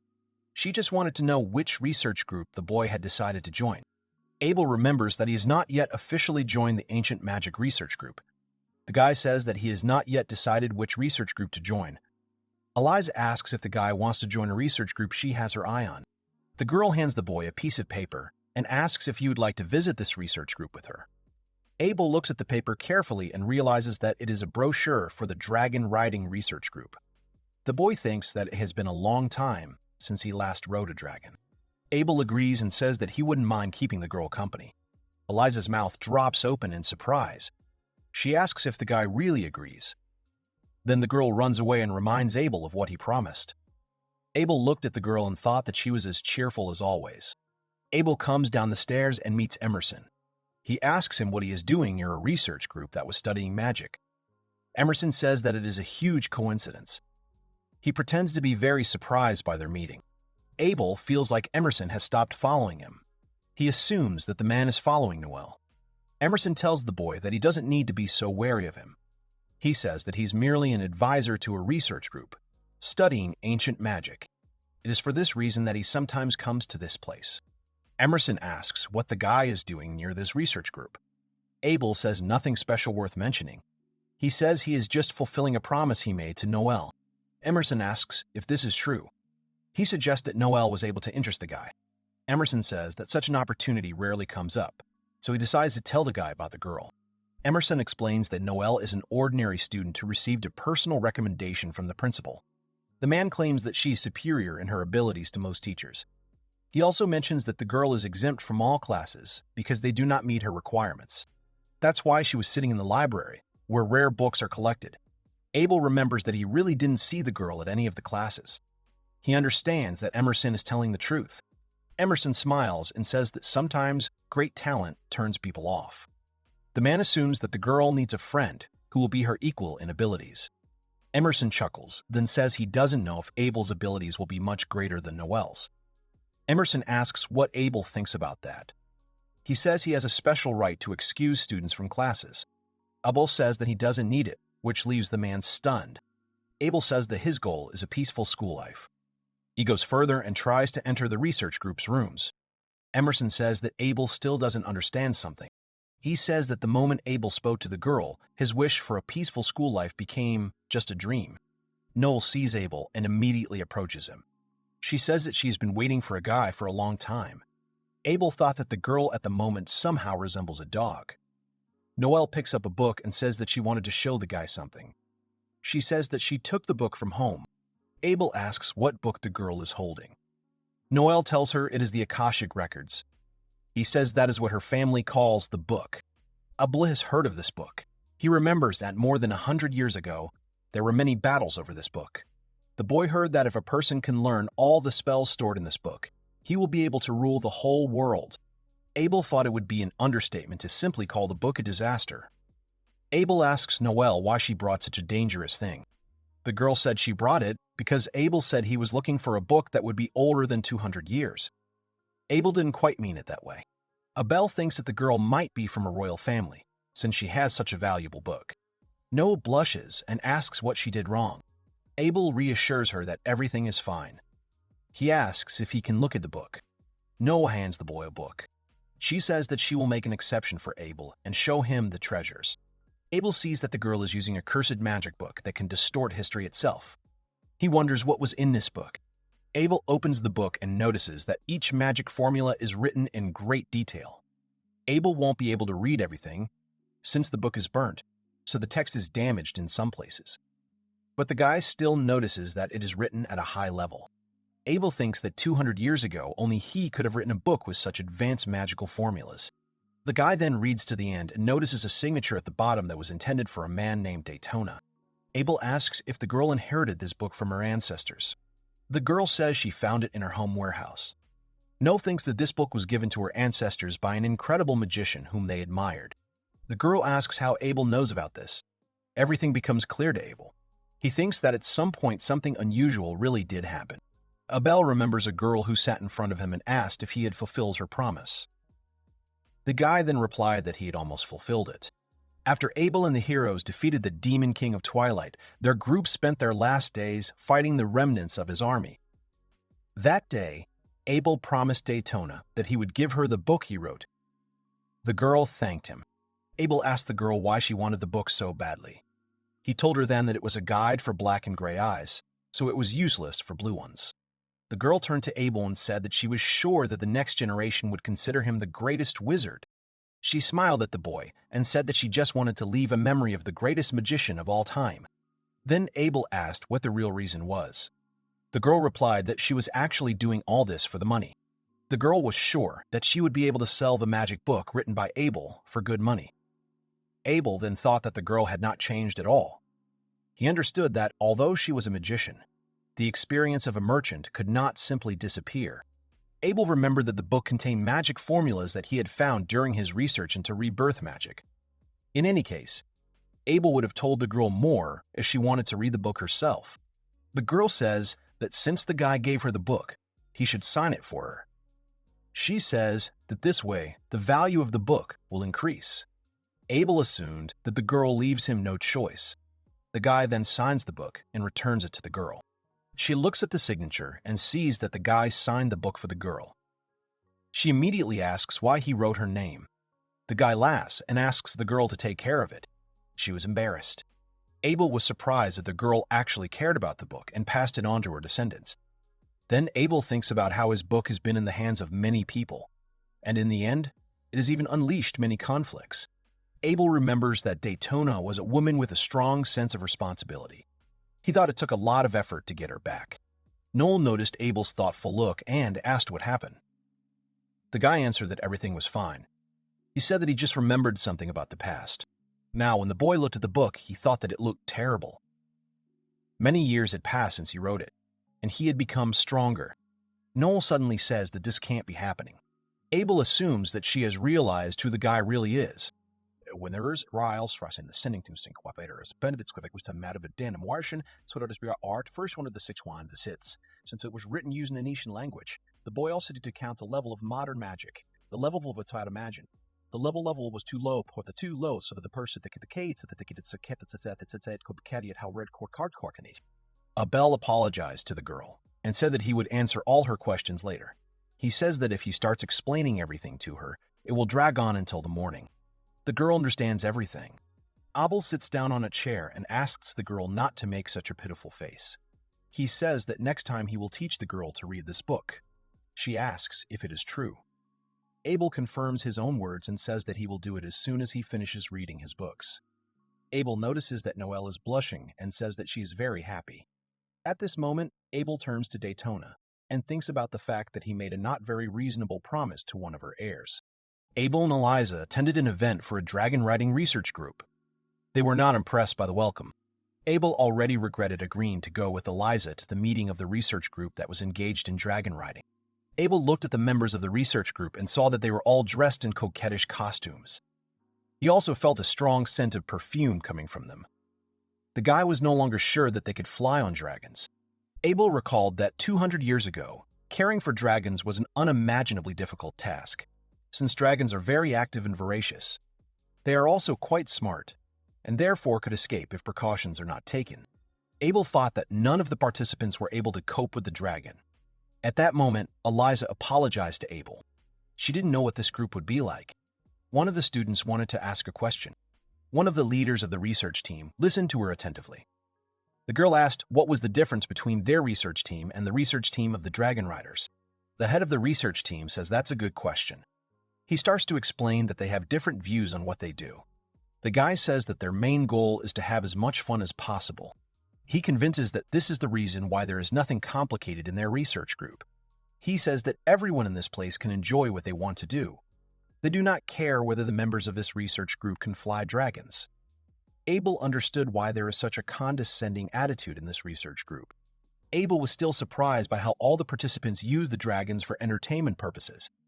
He thought that compared to the previous eras, this was much more prosperous. The leader asked everyone to gather in groups of 2 with one of the elders. Abel turned around and saw that all the girls were standing near the boys and saying that they had hope for them. Eliza was embarrassed by this. Abel sighed, thinking that the purpose of this study group was to get into a relationship. The guy's head hurt just looking at the participants. The leader turned to Eliza and said that he was very happy to have her in their study group. The guy extended his hand to her and asked if she wanted to fly on a dragon with him. Eliza points to Abel and says that she came specifically with him. She would like Abel to fly with them. The leader says that this is impossible. The boss says that his dragon can only hold 2 people. That's why Abel will have to fly on another dragon. The girl tries to resist. The manager approaches her and asks what the problem is. He asks if the girl wants to have fun flying on a dragon. Eliza looks at the boy and thinks. Abel wonders if the girl is really trying to take care of him. Abel raises his hand and says that Eliza doesn't have to worry about him. He asked her to go and have some fun. The girl did not understand why Abel reacted that way. The guy asked what was wrong. The girl looks at the guy with displeasure at first. Then she agrees and goes to the head of the research group. Abel didn't understand why the girl was so angry with him. He wondered what he had done wrong. The guy just wanted the girl not to worry about him and to have fun. The leader took the girl away and said that everything would be fine. At the end, he turned around, smiled, and asked to find a dragon for Abel. The head of the research group pointed to her dragon and said that his name was Shiitage. Eliza was impressed because it was the first time she saw a dragon so close. Abel thought that the guy had a nice dragon. Abel was afraid that the dragons would be in a terrible state because of the rejection of the mania. But it seems that he was wrong. The manager pointed at Abel and asked who he was. The guy introduced himself. The manager immediately asked him to choose the dragon he liked. Abel thought the boy was being very careless, but he didn't want to worry about it anymore, so he was fine with it. The leader winked at the girl and said that they could follow and begin their flight on the dragon. Eliza looked at Abel as he walked away. Then she turned back to the blonde boy. Suddenly, a boy stopped Abel. He asked what Abel was doing in this place. Abel apologized and asked if he and the boy knew each other. The boy introduces himself and says his name is Pepe. He tells him that he takes care of dragons. Abel looks at the boy and thinks that he has the potential to become a dragon master. Abel noticed that the boy was very passionate about his work, that even his clothes were dirty and full of holes. The guy noticed that the place was not entirely clean, but tidy and surprisingly cozy. He concluded that Pepe was really trying. Pear smiles and says he's glad to meet you. Then he remembers something and asks if Abel wanted to ride the dragon. He says he wouldn't advise it. Abel asks why the boy does not advise him to ride the dragon. The boy rubs the back of his head and says that it would take too long to tell.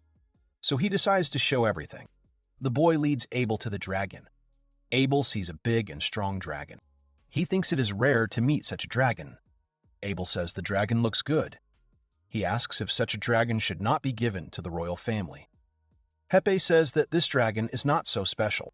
He tells that this dragon is more than 100 years old. He used to be a fast and riding dragon. But after he was brought to this place, he changed. Pepe says that this dragon does not listen to anyone, is rowdy, and wreaks havoc. He tells that all the students who tried to ride him were injured. The boy adds that the dragon is good to young dragons, so Pepe can't just get rid of him. If he does, all the other dragons will worry. Pepe says that dragons are much more fragile creatures. He knows that not all people understand this. It becomes clear to Abel. He knew that dragons are very proud creatures and do not respect those who are weaker than them. He believed that this dragon was still incredibly strong. Abel assumed that the dragon was simply hiding its true power so that people would not use it. The boy approached the dragon. Pepe tried to stop him. He said that it was very dangerous. The dragon opened his eyes and looked at Abel. Then he moved away and closed his eyes again. Pepe says that the dragon always behaves like this. Abel understands that the dragon really hates people. He assumes that it is all because of the students who bother him every day.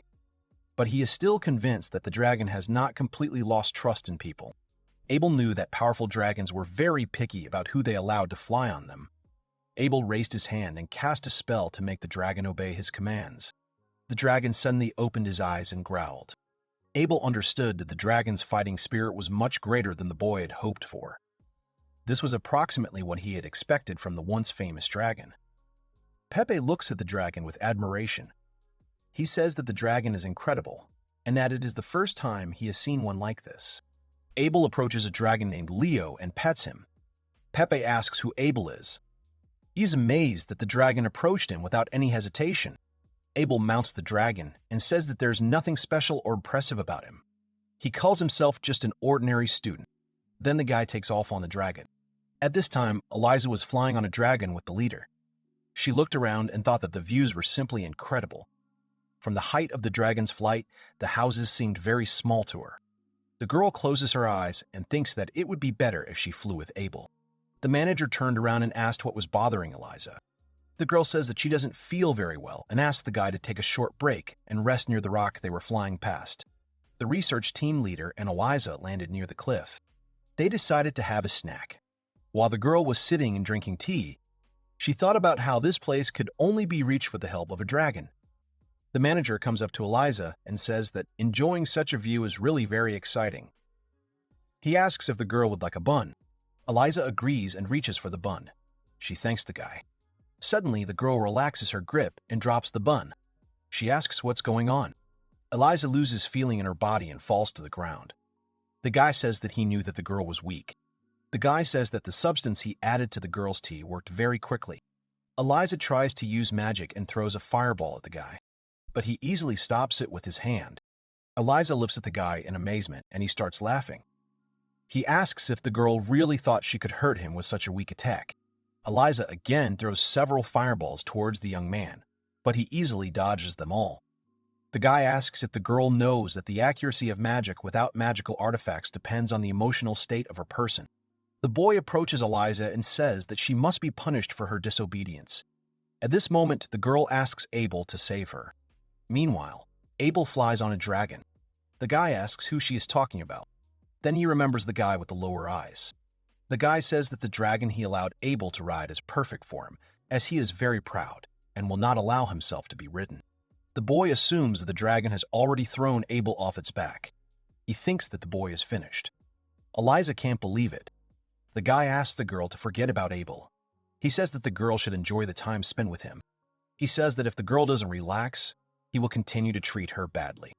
Suddenly, the boy gets kicked by the dragon. Abel's voice is heard, apologizing for being late. The boy flies away after the blow and screams. Eliza is happy to see Abel. She sees him standing on the dragon. Abel approaches the girl and asks if she is okay. Eliza says that she is glad that the guy came for her. The girl asks how the guy knew where she was. Abel tells her that he saw fireballs. Everything becomes clear to Eliza. The guy realizes that the girl is under the influence of some substance. Eliza convinces Abel that she is okay.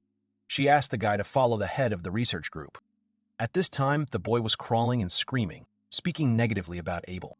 Abel asks if the guy really decided to fly to such a deserted place to attack a girl. The guy demands that Abel shut up. He again speaks negatively about Abel, saying that he does not even know how to use magic. Suddenly, the guy takes out his magic weapon and points it at Abel. He demands that the guy stop giving orders. The guy used the windblade. Abel managed to dodge all the attacks that flew at him.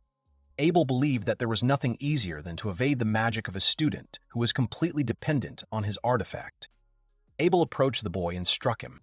The guy's weapon fell from his hands. The guy looked at his hand and couldn't understand what had just happened. Abel knew that many modern mages had one weakness. After they lost their artifacts, they could no longer fight. The guy then suggests that the enemy's true goal was something else. Eliza calls the guy. She tries to shout at him to turn around. Right behind him, the dragon was heading towards him to attack. The leader of the research team laughed. He shouted that Abel was caught. He ordered his dragon to attack him. Abel turns around and uses magic on Sviatoslav. He used physical strengthening magic and finger strengthening magic. The boy stopped the dragon with one finger. He looked at it and said that he expected the dragon to be very strong. The leader runs up to them and shouts, asking his dragon what he's doing. He ordered him to attack Abel. Abel won the battle, so the dragon just looked at him. Then, the boy ordered Sviatoslav to freeze. The dragon opened his eyes wide in great fear. Abel ordered Sviatoslav to take his master and fly away. He says that if the dragon does this, the boy will spare his life. The research team leader asked what was wrong with his dragon. The dragon turned to his master and burst into tears. The dragon ran towards his master. The boy could not understand what Sviatoslav was doing. The dragon grabbed the boy and carried him away. Abel thought it looked very funny. He went up to the girl and helped her up. She didn't look very well, so the guy decided to use restoration magic. Abel watched the dragon fly away with its owner and thought that this guy got what he deserved. Then Abel, after the girl felt better, helped her to stand up. They sat on his dragon together and took off. Eliza looked around and said that Abel's dragon was much better. It seemed to her that Leo was faster and stronger. Abel wanted the girl to enjoy the flight. He didn't want the girl to come back with only bad memories of this day. Eliza points to the sunset and asks if the boy thinks it looks beautiful. Abel turns his head and sees another dragon and rider also admiring the sunset. Abel and Eliza also checked the other students to see if they were in the same situation as Eliza. They saw that they were all doing well. Abel assumed that the leader of the research group was the only one who lured the girl and did something like that. At that moment, the dragon named Sviatoslav continued to fly with his master. The guy was still trying to break free and screamed that Abel would regret what he had done. Eliza blushed, and then attracted the guy's attention in order to ask him, "Wouldn't it be great if time stopped right at this moment?" Abel looks at the girl and is silent for a while. He does not understand why she asks him such questions. Eliza blushes even more and waits for the guy's answer. Abel thinks that even if the girl asked him to stop time, he would not be able to do it, since he has not mastered the magic of stopping time. Abel suggests that it is theoretically possible to stop time. He thinks he will be able to learn this in about 5 years. The girl presses herself closer to Abel. She said the guy was amazing.